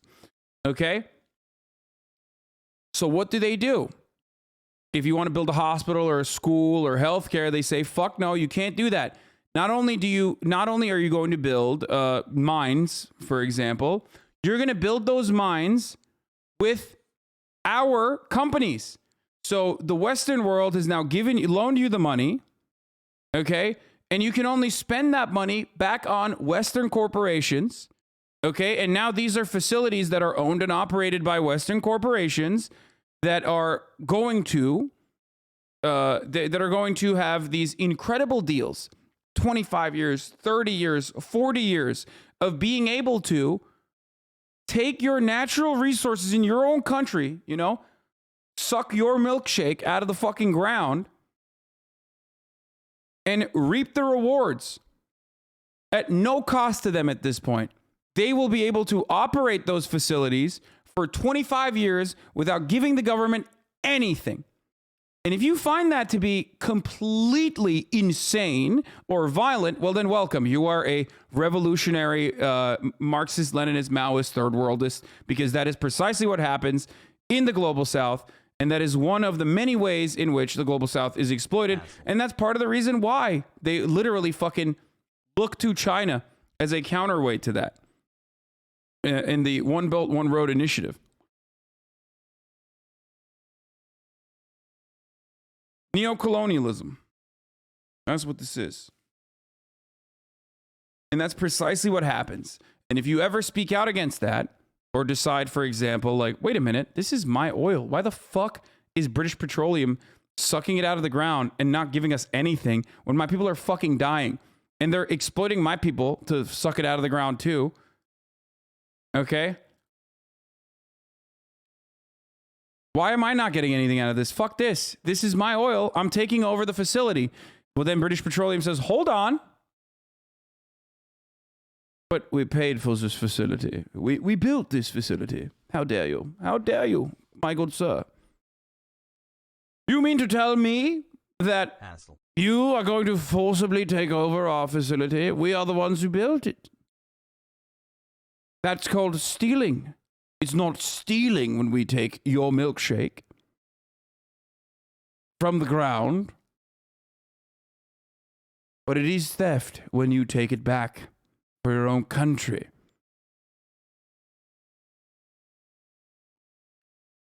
I cannot tell what this accent is. And then the CIA and the UK, the British government, the British intelligence agencies decide to do something about it. And that's why Iran is the way it is.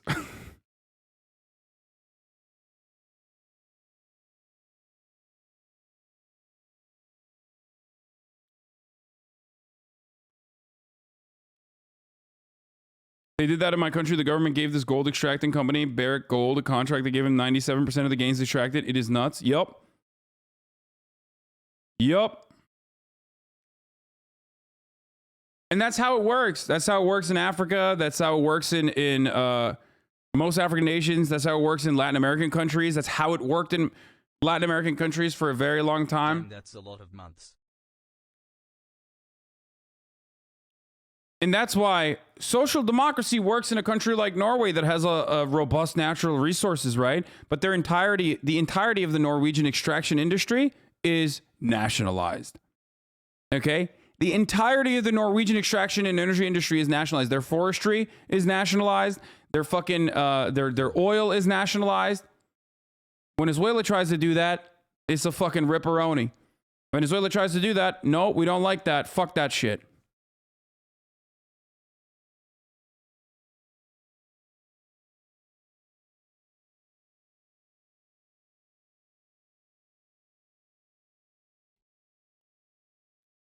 I believe the country that Chad is referencing is my country, Dominican Republic.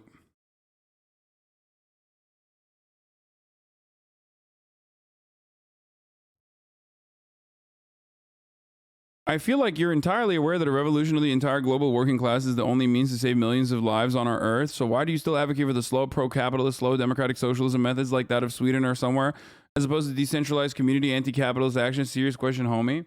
What do you mean decentralized anti-capitalist community anti-capitalist action? I live in America. If you want to fucking organize in the third world where there is actually revolutionary potential, that's it. There's no other place on this planet where there is revolutionary potential. That's it. There is no proletarian, revolutionary proletarian potential in anywhere but the global south. Okay? And if you organize out there, that's great. More power to you. But the only thing I can do here in America as an American leftist is to help out as many people as possible to uplift the working conditions of American workers, ultimately to a degree where, like, if you were to end up having some kind of fucking action in your own country, then having more leftists in positions of power would be able to offer, let's go, if not material support, which is very unlikely, but at the very least a stopgap measure against what the imperialist United States, what the imperialist capitalist United States would normally do in a situation like that.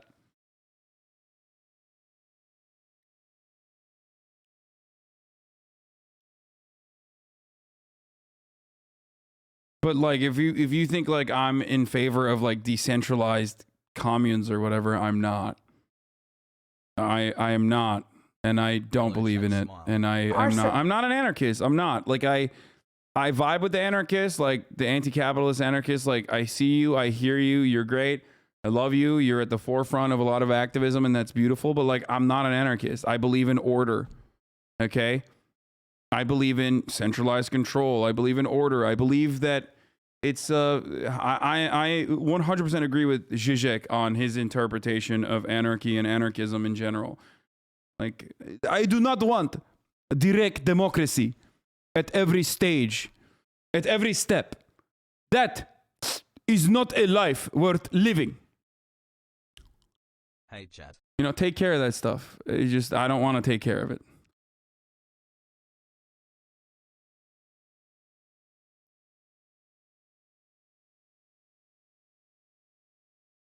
Also, I take showers every morning. This is a different type of enemy than we're used to. What the fuck? And we're adjusting our... Is there going to be... this is why the Guantanamo Bay is still in operation or is still open, but is there TOS in this? I feel like there might be TOS in this. Boys, we got TOS in this or what?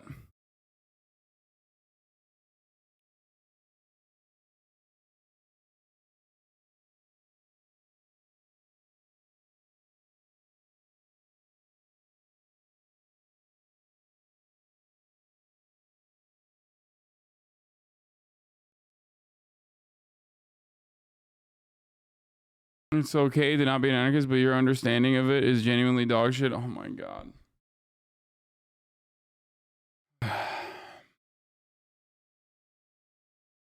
Okay, bro.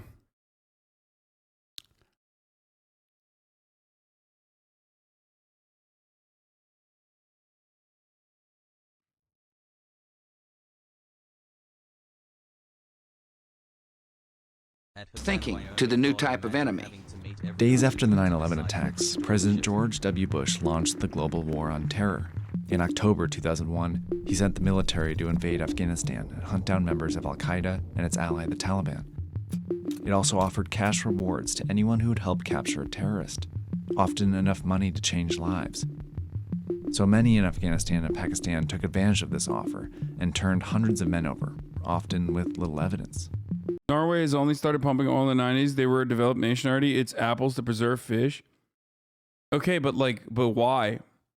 What do you think it's like when it's not a fully developed nation? When it's a nation that's suffered from the devastating impact of colonialism? Or when it's a nation that has been left behind?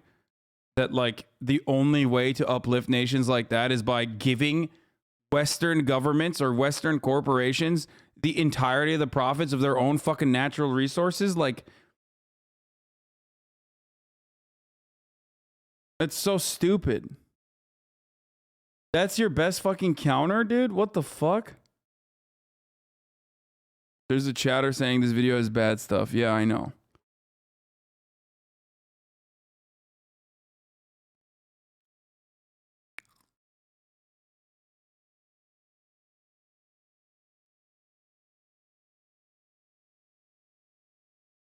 Norway was pretty shit compared to the Western Europe before the oil pumps opened up, meaning that Norway had investment money and a stronger negotiation hand.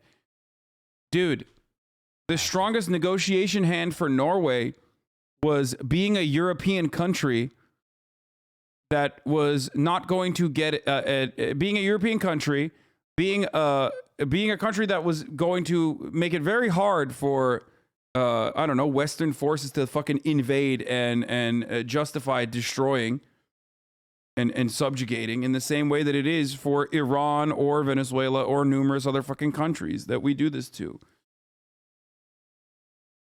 Also, it's pretty funny when people say like Norway was developed in comparison to Africa. Yeah, as the Darshan points out, why do they think Africa is underdeveloped? Because we literally do not own our resources and can't afford to build infrastructure.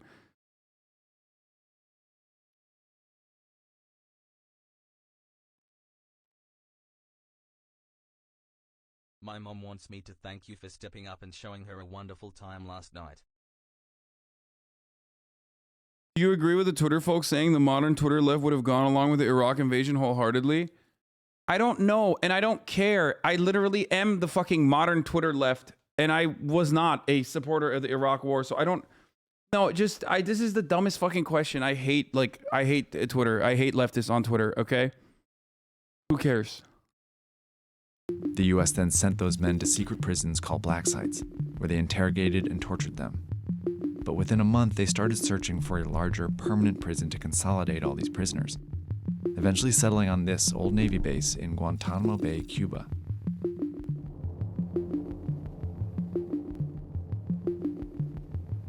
In January 2002, the first motherfuckers live in a settler colonial nation and ask why the global south is underdeveloped. I mean, dude, we're literally watching a video that perfectly explains that, okay? You're watching a video where America was like, we need a place where we can deny the routine, human rights that we afford every single human being on our soil within our court system. And so they decided to literally fucking build it in a Cuba, okay? A foreign adversary to the United States. They're like, oh yeah, we'll just build it here in another country, okay? We'll just buy the land and we'll build the prison in another country with the express purpose of being able to violate human rights. So we can torture motherfuckers, okay? Technically not on American soil, you know? Thank you for keeping my dog company while well, buy the land. Stole the land, not buy the land. Sorry. First detainees began arriving. One of them was Moath al-Alawi, who spent the next 2 decades in this prison because the U.S. government deemed him too dangerous to be set free. But they never charged him with a crime. Crazy. And he's not alone. Insane. Hundreds of men were imprisoned in Guantanamo. Few were charged with a crime, some were tortured, and none received a fair trial. It's a prison that's operated outside the bounds of law. So how did the U.S. get away with this? And why is Guantanamo Bay still open? I mean, here, great answer. Let me answer you. Because we're the fucking bad guys, okay? We're the baddies. Because we're the baddies. No one else. We are the baddies. We're the biggest baddies. There are other baddies out there, but no one is as bad as we are.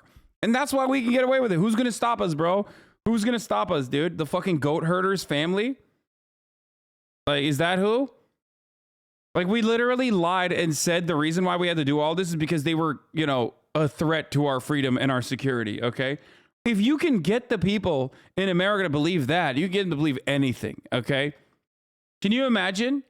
Yeah, we had we had to round these motherfuckers up, dude. Like, they are genuine danger to our well-being, you know, and safety.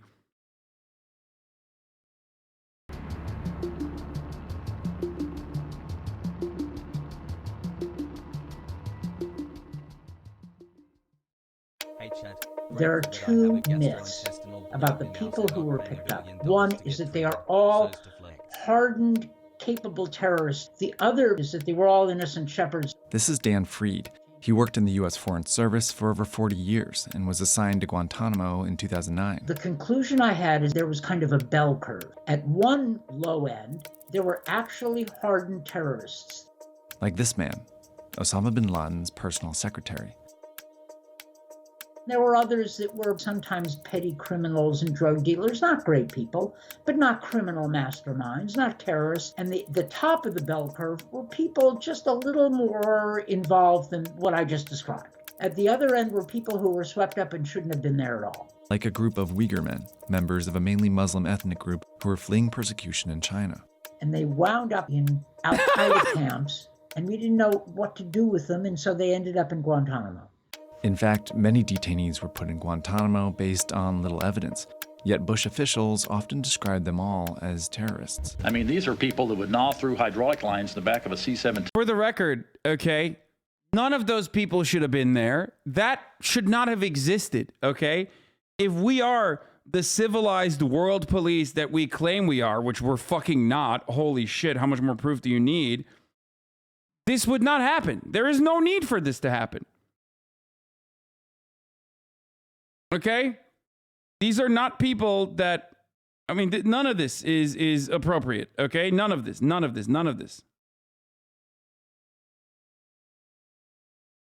about the Uyghurs, by the way? Of course we put fucking Uyghurs in Gitmo, dude. Uyghurs, okay. I am not the Chinese State Department, but part of the reason, I mean, I've talked about this before. Xi Jinping literally said the Uyghur separatist Muslim people that they had to fucking surveil, and they had to fucking put in jail, and they had to put in re-education camps. Okay? Like, they had to do that because they learned that from America. Okay? They learned that from America on like America's terror programs is what they got it from. A lot of those Uyghurs, by the way, which is ironic because, you know, there's a hella people in here that are like, oh, dude, you fucking bullshit. A lot of those Uyghur guys that work with the Turkish government, they are literally trained by the Turkish government, okay? The East Turkestan people that go and like fight in fucking Syria and go and fight all over the fucking Middle East. Like, those guys are trained in some circumstances by the American government. They're trained in some circumstances by the Turkish government. They're trained in some circumstances by the Chinese government too, or originally sent by the Chinese government. And then they come back and they're like, we want this territory. Okay? We want it. We want it back. We had it a long time ago. It belongs to us. We want it back. Are you implying that there's nuance? There's always nuance in this sort of shit. Okay? Months, baby, let's go. Hassle. However, having said that, it is still unjustifiable what the Chinese state did to the Uyghurs. You guys know what my take is on this. Okay? But at this stage, they won. It's GG's. You know what I mean? You can fucking get mad and say, no, there's ongoing genocide or whatever you want to fucking say. But ultimately, the Chinese government, the Chinese state 1000% won. Even the Associated Press was like, yeah, the camps are closed now. So, you know, you can complain about it more as much as you want, but they were able to, through a sequence of mass surveillance and also re-education camps, completely fucking wipe out like the people that wanted to have a free, autonomous East Turkestan that would be, you know, Muslim in the way that, or Uyghur and Muslim in the way that they wanted it to be.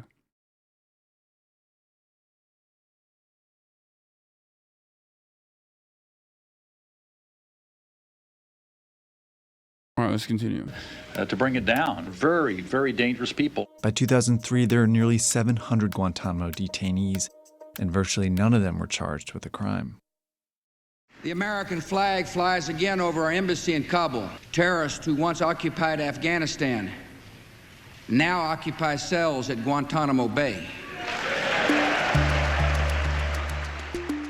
The Bush administration chose Guantanamo Bay largely because of its unique location.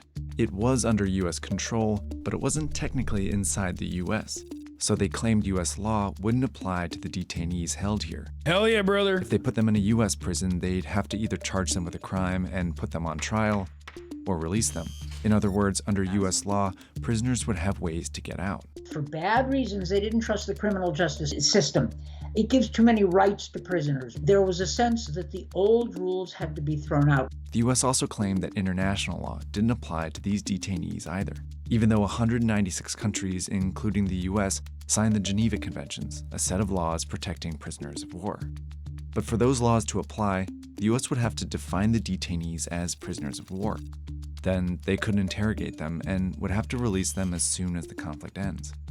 By the way, imagine thinking, like, so the American criminal justice system and the American prison system is one of the worst on the planet, okay? Straight up. Like, I'm sorry if you don't understand how bad it is, but quite literally, one of the absolute worst, most cruel and inhumane prison systems on the planet, okay? It's not a hot take. This is an ice cold take. So for the American government to say that fucking prison system where we like legally torture people that like a country like Norway, for example, considers to be inhumane to extradite prisoners to because of the subjugation that prisoners are placed upon, or that prisoners are put under, rather. That was actually too nice for what we wanted to do. We have the slavery and torture prisons in America, and that's too nice because there's habeas corpus and you have to like fucking, you know, there's like certain Unfortunately, certain civil liberties that you have to give to these people that you do not consider to be human once they're in prison. But even that system is too nice. Not enough. That's why we got to go to Cuba. Technically not America. It's awesome. Greatest country, dude. So magnanimous, so good. We want to give them those rights because we were so fearful of a new terrorist attack. We wanted to interrogate, and frankly, some parts of the U.S. government interrogated through torture. Frankly, what do you mean, dog? We already torture people in prison. Like in normal prison, people get tortured like all the time. It's called solitary confinement. So the American prison system is just like torture is a part of the process. You have to torture, like part of the fun. Okay. And also torture itself is led to zero fucking workable intelligence because people just lied when they're under torture. So there's that part of it too. This is like, this is something that we found out the hard way, or I guess the easy way, depending on how little you give a shit about torturing people. And yet, it's still something that we push for, which is very cool. I mean, that fact. So instead of charging them as criminals or calling them prisoners of war, the US made up a new term: unlawful enemy combatants. The US claimed it could hold unlawful enemy combatants without charges in Guantanamo indefinitely, and the detainees couldn't challenge it in court. But the US could prosecute them in a new court system run entirely by the military. These courts were designed to be complex, with rules that heavily favored the US government. For example, the government could introduce evidence without showing it to the detainee first. This made Guantanamo Bay Prison a legal black hole. The original sin is that we created an institution outside and designed to be outside the rule of law. No more torture in our name! And shut it down and release everybody. Justice for Guantanamo detainees, now a cause célèbre among human rights activists. World leaders, allied governments, and US politicians began calling for the closure of Guantanamo. Plus, Bush officials recognized that it was actually hurting the war on terror. Gitmo was also a great recruiting tool. There were all these terrorist videos about how evil the Americans were, and we have to fight back because they imprison people without any legal basis. They torture people. Eventually, the Supreme Court stepped in. In a series of decisions, the court ruled that Guantanamo detainees were entitled to challenge their imprisonment in court. It was clear the US would soon have to let many of these detainees out. So the Bush administration reviewed every case and set up a transfer process. Pretty simple process, yeah. Move them back, mainly to Afghanistan. Nobody asked a lot of questions. Over a 5-year period, the Bush administration transferred 532 detainees and only convicted 3 through the military courts. 5 detainees died in the prison. 4 of them were reportedly suicides. That left 242 in Guantanamo when he left office, with some hope that the prison would close. Guantanamo. Why though? Why? I don't understand. What is the benefit? How do they profit? What could they use, possibly gain from this? I mean, not everything is directly for profit immediately. I mean, the profit comes from the never-ending cycle of our gross inflated military-industrial complex lobbying the government to go into wars, and then the government needs to use their fucking weapons, and then they continue doing that.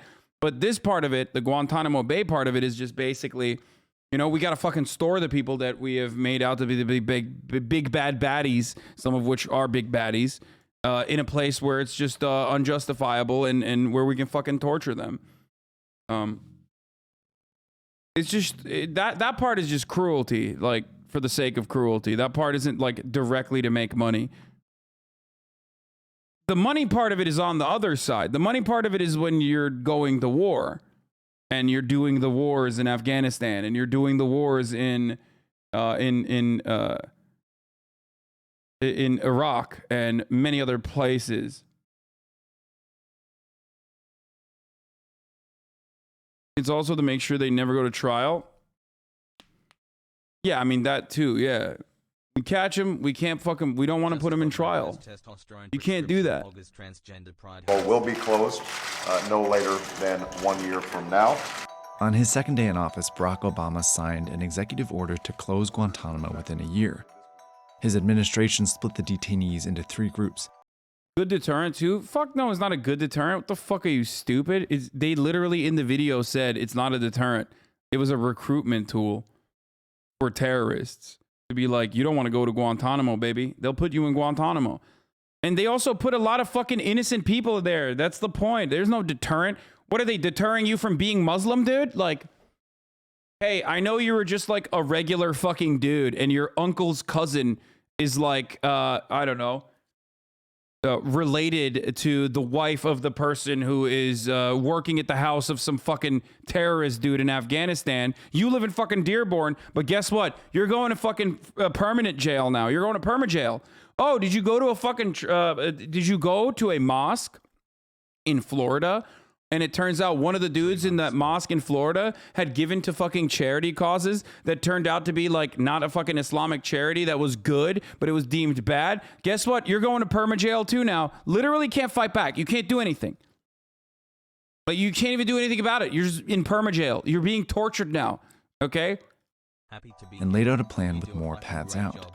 The first group included about half the detainees, who would be transferred either to their home countries, or for those whose home countries were too dangerous or unstable, the US would negotiate deals with other countries to take them. Or they'd be released to the US. This was the plan for the Uyghur men. A second group... It's kind of scary how Westerners do not view these people as real human beings. They just make excuses like, do they not have families, children, dreams? Like, what the fuck? No, they don't. Because... at the heart of this is a fascist fucking point of view. Like, wait, what? Hasan exaggerating? Is that what you said?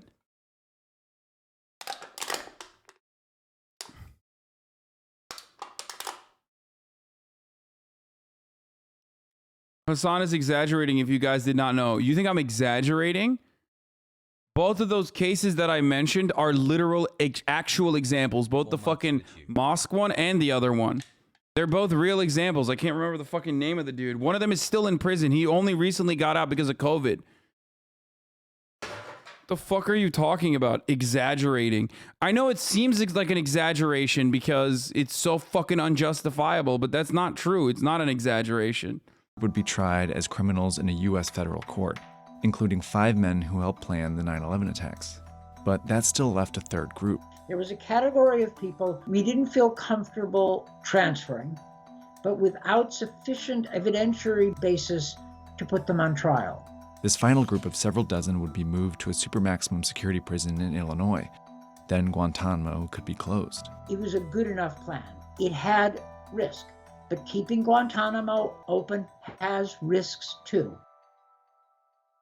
Now, I believe that any plan to close Guantanamo that includes bringing these terrorists into the United States, Mr. President, is a mistake. To do so. What are they going to do, bro? What are they going to do? You've been torturing them for like fucking 20 years straight. What are they going to do? Are they going to do a terror? Are they going to do the terrorism inside of a fucking American prison? Like, that's the shit that blows my fucking mind, dude.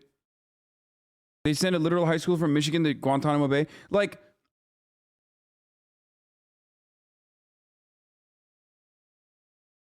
it's just fucking insane. It's insane. Like, what are they? It's like when you ask people, like, why prisoners should never be able to vote, right? Like, what are they going to do? Vote for crime to be legal? Is that what you think is going to happen? Jesus Christ. So would be nothing short of an invitation for Al-Qaeda to operate inside our home. Bro, this man's name is Saxby Chambliss, okay? Are you fucking kidding me? Disqualifying, okay? Sorry. Disqualifying. If your name is Saxby, you shouldn't be in the Senate. What the fuck? Saxby Chambliss? Are you fucking joking, dude? Why can't you have a normal name like Harris or Jonathan? What the fuck is Saxby Chambliss?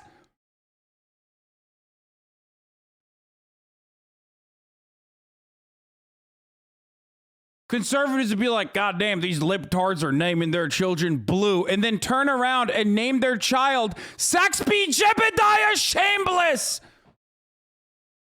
after some fucking slave owner, okay?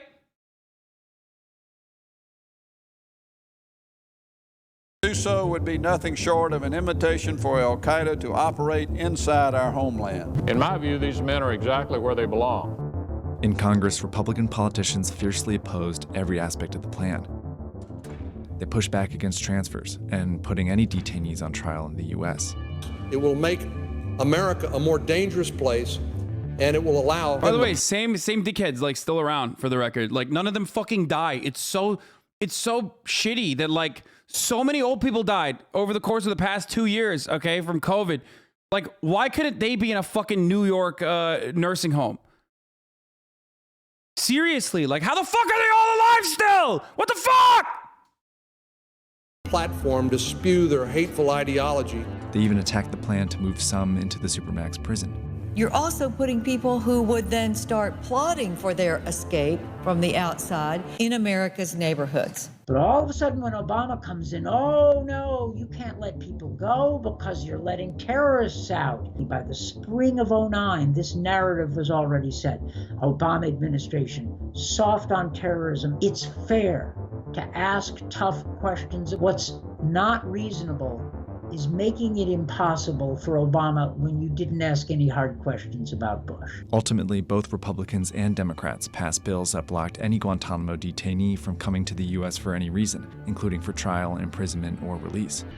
Then the Obama administration folded. They gave up at the first sign that it would take a lot of political capital to close Guantanamo. But y'all made a big deal of it, so you better mean it. The Obama administration didn't mean it enough. The only two options detainees had stayed in place but got much harder. The military courts were extremely slow and ineffective. I have to pee, I'll be back. 3 convictions had been overturned by 2016, and transfers became more complicated. Many of the detainees were from Yemen, but couldn't be transferred back after conflict broke out there in 2011. So the US would have to convince other countries to take them. That was Dan's job. For years and years, the American government has said, these are the worst of the worst. These are terrorist masterminds. And now I'm saying, no, they're actually not. We shouldn't have asked other countries to take them if we weren't willing to take them. Dan negotiated transfers for 17 Uyghur men who were not allowed to be released to the US. They'd been held in Guantanamo for more than a decade. Over 8 years, the Obama administration moved 197 detainees out of Guantanamo and convicted 5 through the military courts. 4 more died inside, 3 reportedly from suicide. That left 41 detainees with a new president who wanted to keep the prison open. We're going to keep, as you know, Gitmo, we're keeping that open, and we're going to load it up with bad dudes. In 2017, Donald Trump took office as a fervent supporter of keeping Guantanamo open. In 4 years, his administration only transferred out 1 detainee. In 2021, when President Biden took office, Moath al-Alawi had been in Guantanamo for 19 years. According to his testimony, he went on a series of hunger strikes to protest his detention and described his life as an endless horror movie. But on January 11, 2022, Biden approved Alawi and 4 others for transfer. For Guantanamo to close, the Biden administration needs to transfer the last remaining detainees. And the military courts need to conclude trials for the 10 who are currently stuck in the system, including the 5 alleged 9/11 plotters who have been on trial for a decade. This is why I laugh whenever anyone tries to say, like, this is exactly why, like, you know, January 6th commission is the same as what we're doing to the Muslims. Like, dude, you will never do that to white people. Like, America is a white supremacist country. This is a product of a white supremacist ideology, okay? That is at the very core, the very foundation of this fucking country's inception. So that will never happen to the whites, let alone the white supremacists, okay? Like, there will never be a concentration camp for white supremacists. There should. It'd be sick if there was, like, re-education camp, but there will never be one, okay?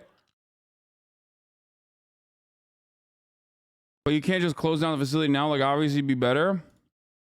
Yeah, shut the fuck up. Picture of Senator Zaxby carrying onions into the Capitol building.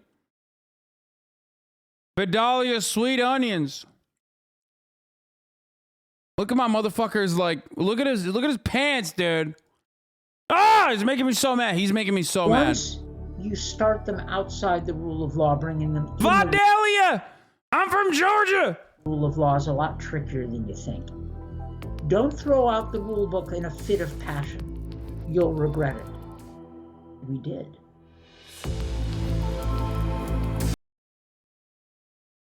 Maybe don't call it concentration camps, though. No, I said re-education camps. Work facility. Yeah, do what fucking China does. Just say it's a work camp, dude. Trade school / work camp. You know? America needs to start treating... needs to start treating white supremacists like Uyghur separatists, okay? It'll never happen, but it'd be a lot cooler if it did. Here's a video of Operation Flex where the FBI spied on young Muslim men trying to tie them to extremist groups. Yeah, we're not going to do that, but... Terrible human being, but Hasi is most mad about his name in his pants. I mean, I can't. It's giving me a fucking aneurysm, dude.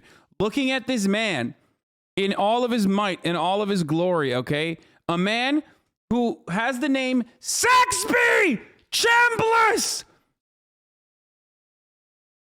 It's just like, it makes me so mad.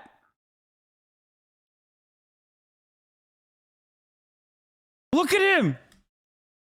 Just look. How does this not anger you? Like, this guy, he was running the country for a while, you know? He's a senator. Fuck. How did the U.S. end up with nurses wearing garbage bags? The Silicon Valley CEO, Jared Kushner, and the race or the PPP to get America's hospitals. Hello, I wrote about the extremely dystopian vibes inside the bubble at the Beijing Olympics. Exhibit A, hotel bartenders making special cocktails in their full PPE gear. This is so funny. People are at the Olympics, right? Or people who had the privilege to be able to cover it. And like, they're complaining about how fucking dystopian it is.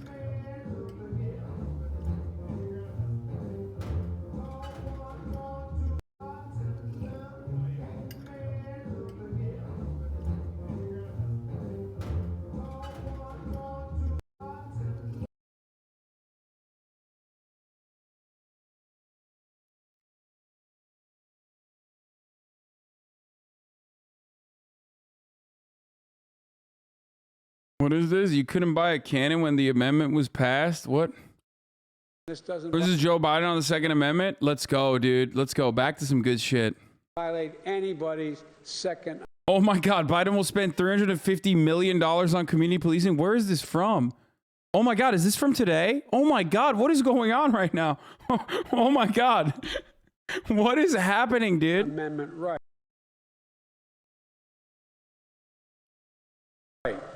There's no violation of a Second Amendment right.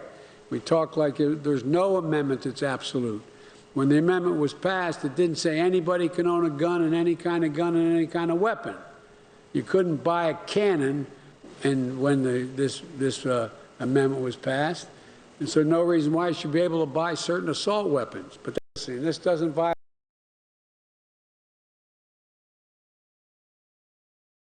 What is happening? My Twitter.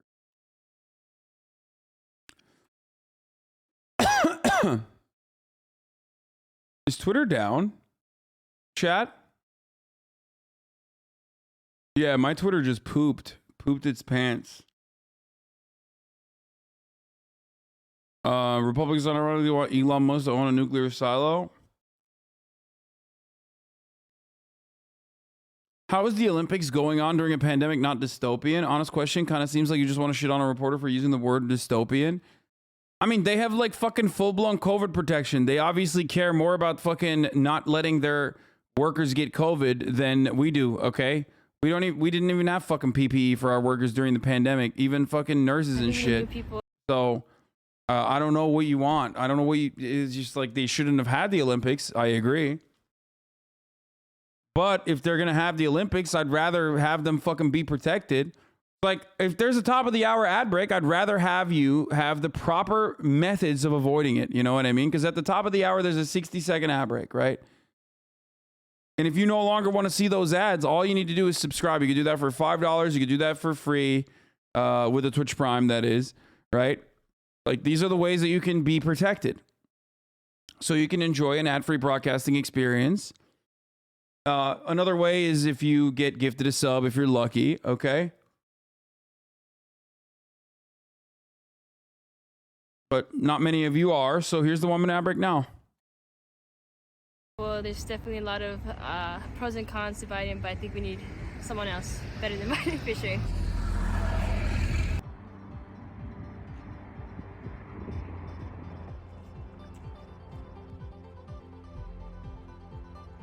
what I've heard, I don't think Biden's doing the best of jobs. I don't think he's the worst president we've ever had, but I do not think he's doing an amazing job, and I do think that we need somebody else to step up. I think there should be somebody else that should run. I prefer a new candidate. I was thinking a new candidate too. Probably a new candidate. You just want to change. Obviously Biden's not been that bad, but just want to change to something new. Something new? Something different. I just think there should be a new candidate. Personally, I think he should. What is this like? But we'll see what other candidates we get out there. Because as far as we know, What is this? Is actually doing a pretty They good just job ask right now. college students, like, of course they don't know anything. Like, obviously. And I mean, even then they're right, though. They're fucking right. Like, this is the attitude that most people have, which is that Biden's not doing shit. Like, he's not. Nothing changed. My life is still fucking dog shit, okay? And they're right. They're going to fucking school and they still have COVID restrictions, even though everybody's fucking vaccinated. It's confusing. They have no job security after college. They got nothing going on. Hot damn. Thank you for the 5 get the subs.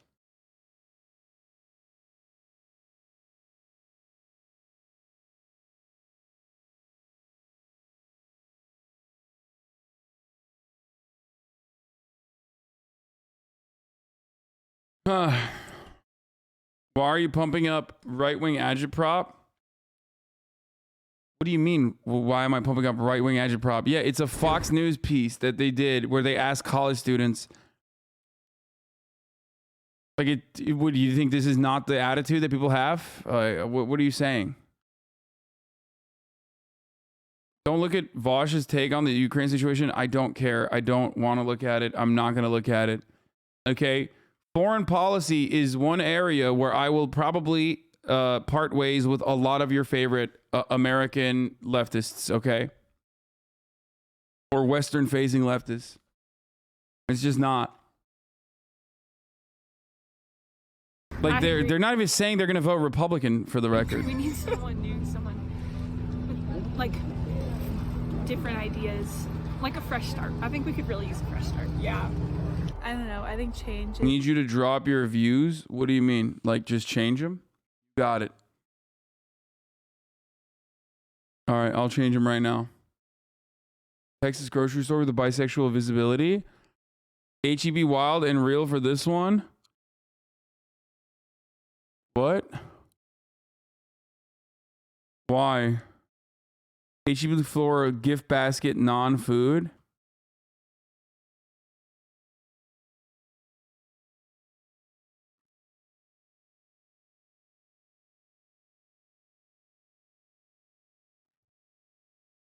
What, because they're eating hot chip?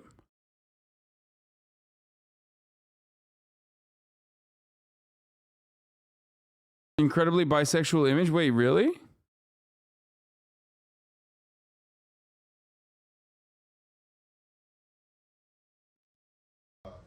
Thanks.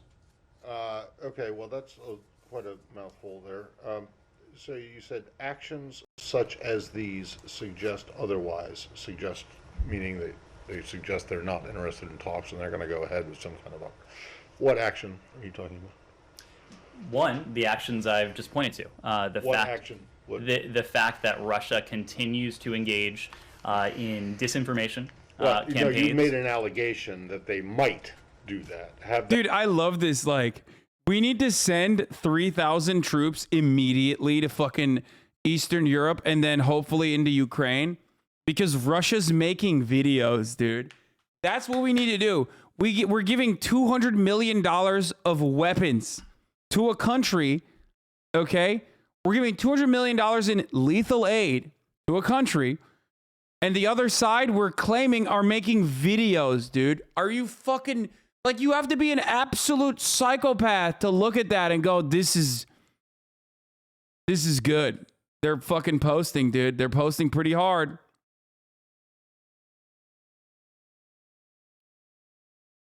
Like, we talk about how Russian military movement on the border is a threat to Ukraine, right?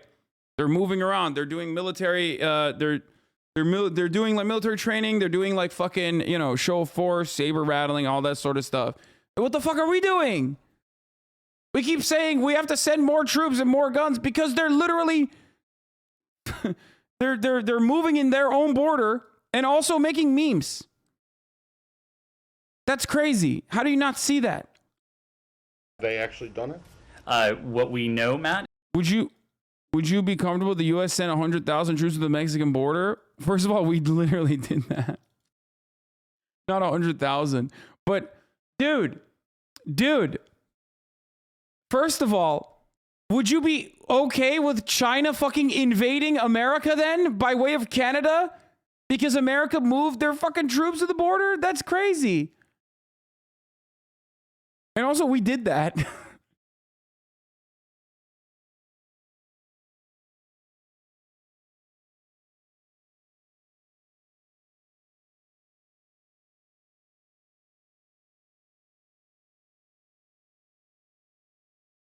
It's so strange. It's so fucking strange.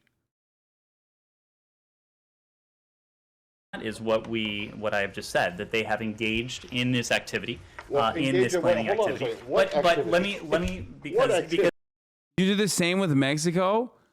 Wait, dog, I didn't say China should invade us because we're fucking going over to kill Guatemalan immigrants coming into the border, okay? Like, I never said it's great. China should turn Canada into a fucking forward operating base for China.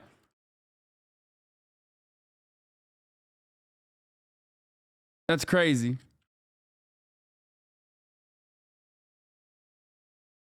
Because obviously this is not the first time we've made these reports public. You'll remember that just a few weeks ago. I'm sorry, made what report public? If you'll let me finish, I will tell you what report we made public. We told you a few weeks ago that we have information indicating Russia also has already prepositioned a group of operatives to conduct a false. The thing you don't understand is, like, I disagree with Russia's actions as well, and people refuse to see that. Like, I criticize the American government when they fucking move their troops over to the border to, like, fucking say that they're gonna murder people in a caravan. Okay. And I don't think it's okay for the Russian military presence at the border, like, to act like they're going to expand in that territory. You can say whatever the fuck you want. I literally say this all the time. I repeat it all the fucking time. I think I stopped Vladimir Putin from invading Ukraine. I am the man who literally stopped Vladimir Putin from invading Ukraine once. Don't make me do it again. Okay, that's the kind of awesome power I have.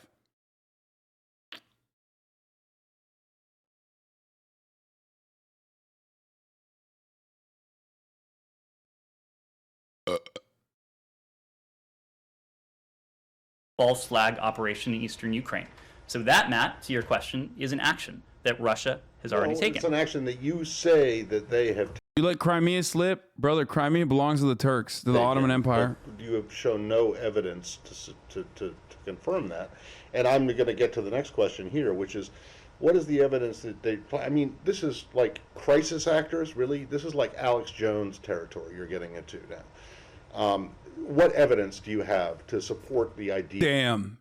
Libs hate that. I mean, I hate it too. Whenever fucking people say that exact same thing. We're like, oh, you're doing conspiracy theories. You know that hit him. You know that hurt him, dude. Look at his face. That is the face of a man who is hurt, okay? He did not like that one bit, brother. He was like, you're a meanie, bobini. Fuck you. Yeah, that there is some propaganda film in the making.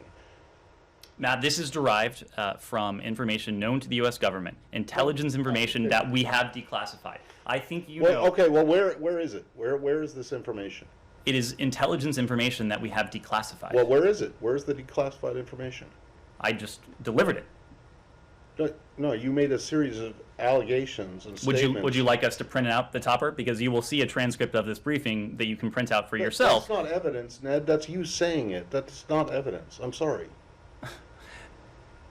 What would you like, Matt? I would like to see some proof that you can show. Bro, this motherfucker's getting his press badge removed. Okay, there's 0% shot. That Matt, you have been that shows that the Russians are doing this. Ned, I've been doing this for a long time. I know, that was my point. You have been doing this for quite a while. You know that when we declassify intelligence information, right. And I we do so in a means. We do so with an eye to protecting sources and methods. Is not going to fall. Bro, what is like also the crime in question that which makes this like a lot funnier? The crime in question that we're talking about is like someone made a potential propaganda video. Like they might make a propaganda video, right? So like, who are you protecting? Like what high level intelligence is being protected right now? You know what I mean? Oh, like we believe that Russia is actually using Final Cut 7. Like it's coming. They're taking their sweet time, but they're gonna put a fucking meme out, and that meme is gonna be fire. And then like, you know, Ukrainians are gonna be like, here you go, come invade us, please. Kiev is yours, sir. And like, honestly, we believe that it's coming out, and it's gonna come out. It hasn't come out yet, but it's gonna come out, and when it does, it's fucking crazy. It was dank. So that's why we need to send troops into Ukraine immediately. I remember a lot of things. So where is the declassified information other than you coming out here and saying? Matt, I'm sorry you don't like the format, but we have declassified. It's not the format; it's the content. I'm sorry you don't like the content. I'm sorry you are doubting the information that is in the possession of the U.S. government. No, what I'm telling you is that this is information that's available to us. We are making it available to you in order for a couple reasons. One is to attempt to deter the Russians from going ahead with this activity. Two, in the event we're not able to do that, in the event that they're trying to stop Russia from posting the dank memes, dude. Yo, come on. How can you watch this and go, this is pretty good? This is, we really need to immediately send like American troops into Ukraine. We got to do all out war, dude. Fuck it. You know, let's turn Ukraine into a crater. Okay. They're making memes. Fucked up. Actually fucked up. Oh, Jesus Christ, dude.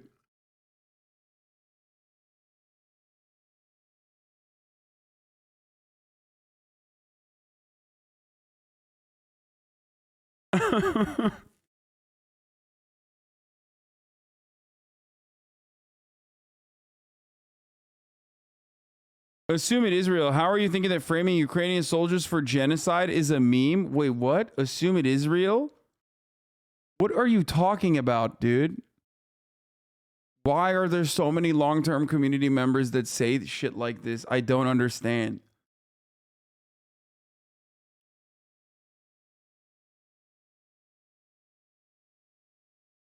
Like, why? First of all, why the fuck would I assume it's real? And secondly, are you another one of those fucking weirdos that's like Donald Trump won because Russia did memes? Is that what you think?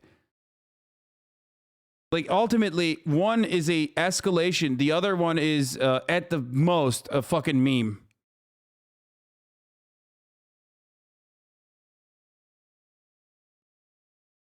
Because your foreign policy takes are not that good. Yes, I'm sorry. America should continue doing genocide just like it has done genocide. It should continue doing genocide. I'm sorry that it hurt your fucking feelings. We are the world's God Emperor. We are the rulers. Blood and soil, blood and soil. Heil fucking Donald Trump and also Joe Biden. Okay, are you happy? Are you happy? I did it. You fucking said it. America should literally fucking build bases and nuclear weapons on every single country. All the countries are ours. We should literally fucking turn Ukraine into a forward operating base. Why are we not doing that? And wipe out the entirety of Russia as well. Just nuke Russia. Really, you got to do a first strike immediately. Is that good? Are you happy? Fucking weirdos, man. It's like, dude, your foreign policy takes suck because, like, you literally are not believing whatever the fuck the State Department is telling us right now. Today is the day this whole sham is finally falling apart. Fire content. No, it's like, even in this circumstance, there's some dumbass who's like, no, actually, you're really bad. Like, your take is really bad still. Like, this guy is doing a good job. Russians do go ahead with this, to make it clear as day, to lay bare the fact that this has always been an attempt on the part of the Russian Federation to fabricate a pretext. Yeah, but you don't have any evidence to back it up other than what you're saying.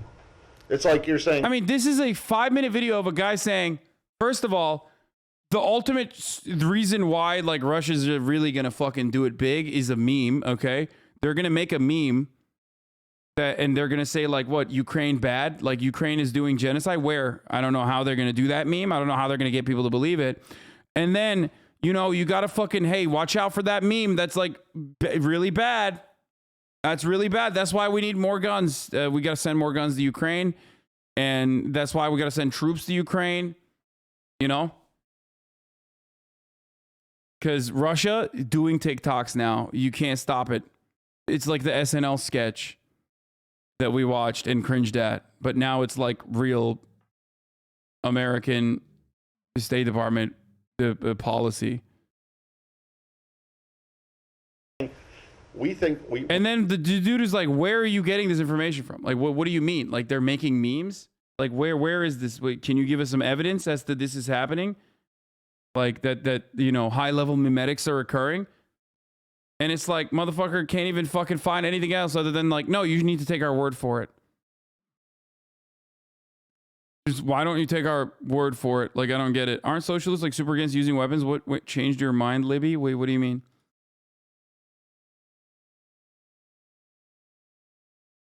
Meanwhile, like, the Ukrainian officials from the jump have been like, bro, America, you got to fucking cool your jets, okay? You're not, you know, you're not helping. You're not helping. America, UK, cool your fucking jets. Why is the Ukrainian government not saying shit about Germany's inaction? Why are they only talking about how America and the UK are going fucking crazy trying to agitate for war? Germany's like, we're not going to do shit. We're getting gas from Russia. We're not touching that with a 10-foot pole. Why are they only talking about fucking the United States of America and the UK going crazy? What's up? Apparently that was a mistranslation. No, that's not a mistranslation, dude. That's not. Oh my God.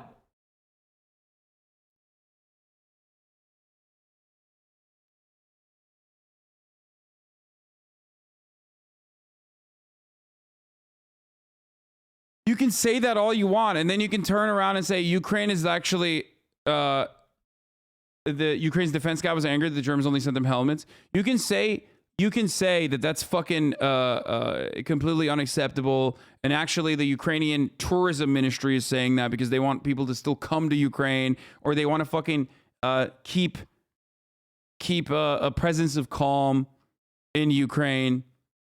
But if war was imminent, why the fuck would they say, hey, dude, chill out. Chill the fuck out. If war was imminent, they'd be like, war is imminent.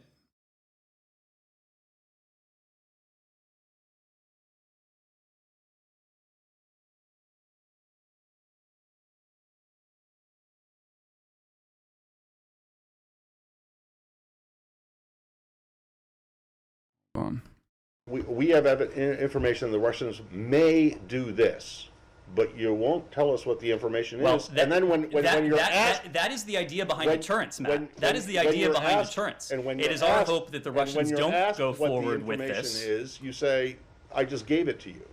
But that's not what... You seem not to understand. You seem not to understand the idea of deterrence. We are trying to deter the Russians from moving forward with this type of activity. That is why we're making it public today. If the Russians don't go forward with this, that is not ipso facto an indication that they never had plans to do so. But then it's unprovable. I mean, my God, what is the evidence that you have that suggests that the Russians are even planning this? Matt, I'm not saying that they're not, but you just come out and say this and expect us just to believe it without you showing a shred of evidence. Bro, he's like, even if they don't end up doing it, we have proof that they wanted to do it, okay? That doesn't prove that it's not. He's literally, the argument here is just shut the fuck up. He's literally just shut up, dude, you're ruining it, okay? Just shut the fuck up and like do your job, which is to just write whatever the fuck I just told you. Okay?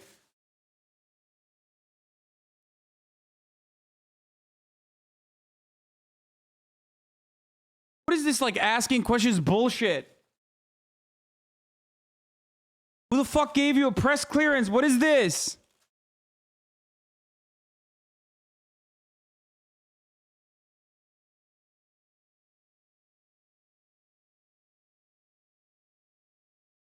It's great. That it's actually true.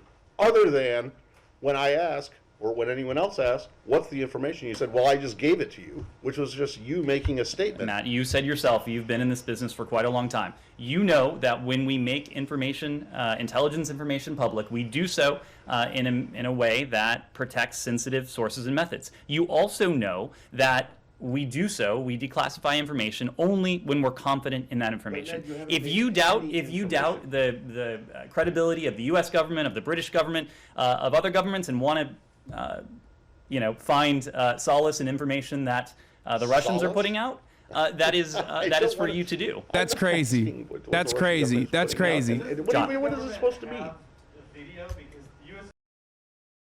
What's the purpose of a press briefing then? Like, what the fuck?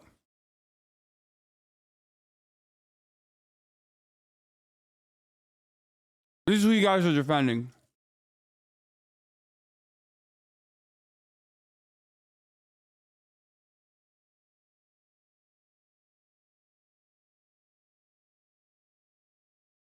So y'all was in Iraq together? No, this one's not relevant, but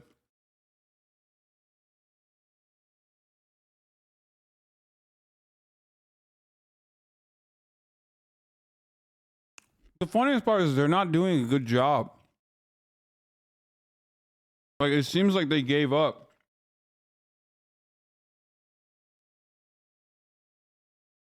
What is happening? Like, back in the day, have you seen this boomer shit? What is this? I cannot imagine a more embarrassing role for a staff person to have. I never had to do anything so demeaning, even when I was a staff assistant in my primary job. We were opening office and scheduling White House tours. Every morning around 8:30, Joe Manchin gets a text from a staffer on what the national debt is. Oh, God. God, I hate this country so much. Anyway.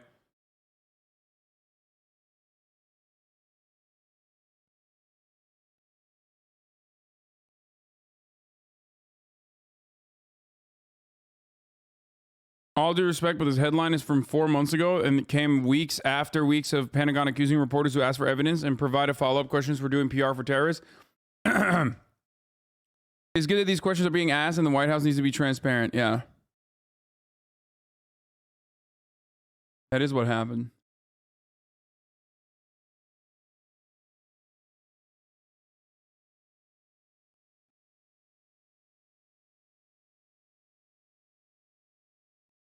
Dude, they can't do it. Like, the situation in fucking Ukraine, is like, it's, I feel like it's not that easy because it's against Russia, which is another, like, big state actor, obviously. So not very easy to just like manipulate. But it is kind of wild that they're not even like trying to fucking put together evidence. I mean, there's still plenty of fucking idiots in here, even in my community, that are like, no, it's good, actually. We should literally immediately send more troops to Ukraine. But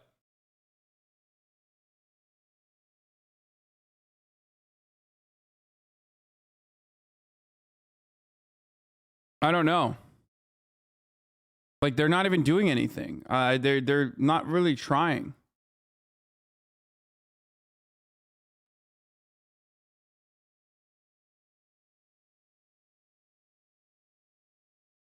I still think more people need to consider that Russia belongs to the Ukraine angle. Yeah, it is fucked up. I don't know why no one is talking about how Russia is literally Ukraine's territory to own. That's my position. For those of you who are wondering, they always ask, like, what's your position on this shit? Like, my position is, and always will be, that Russia is actually Ukrainian territory and belongs to Ukraine, and Ukraine should take over Russia.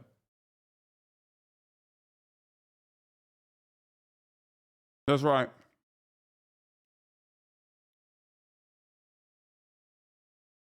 And Ukraine belongs to Turkey, just like Crimea.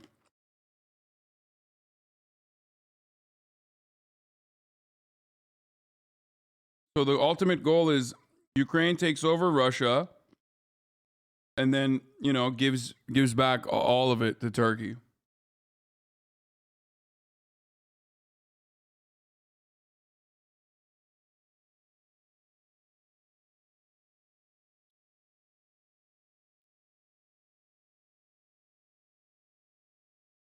What's that?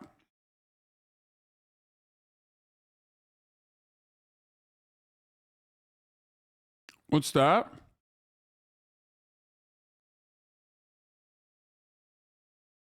MasterChef Season 6, Episode 16?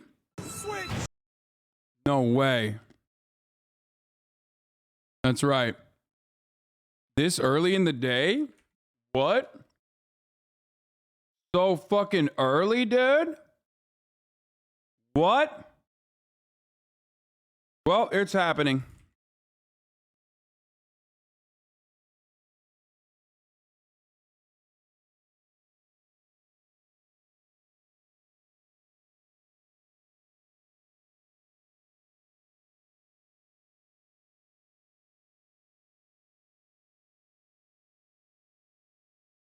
Wait, I have therapy. Can we postpone? Yeah, people fucking hating on me and they don't believe. But it's happening. Oh my God. The memes have gotten too good.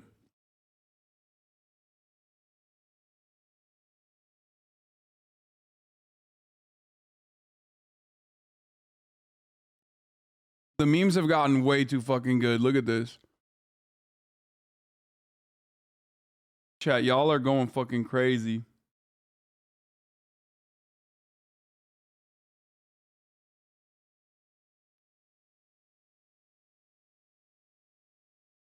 Look at this. Look at this, dude. Are you serious?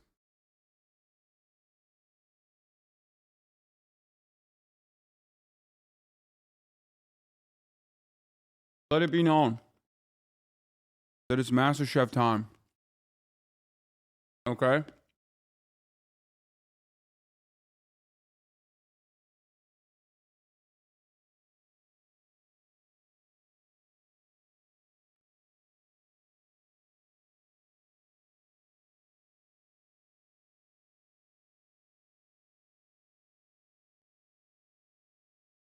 Bitch, you bailed MasterChef 2 days in a row. Like, yo, after Pokemon's, we go again. Expect some backlash.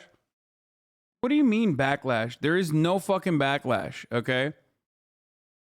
The MasterChef frogs are well fed and they're fucking spoiled. They're entitled. Little brats for the most part.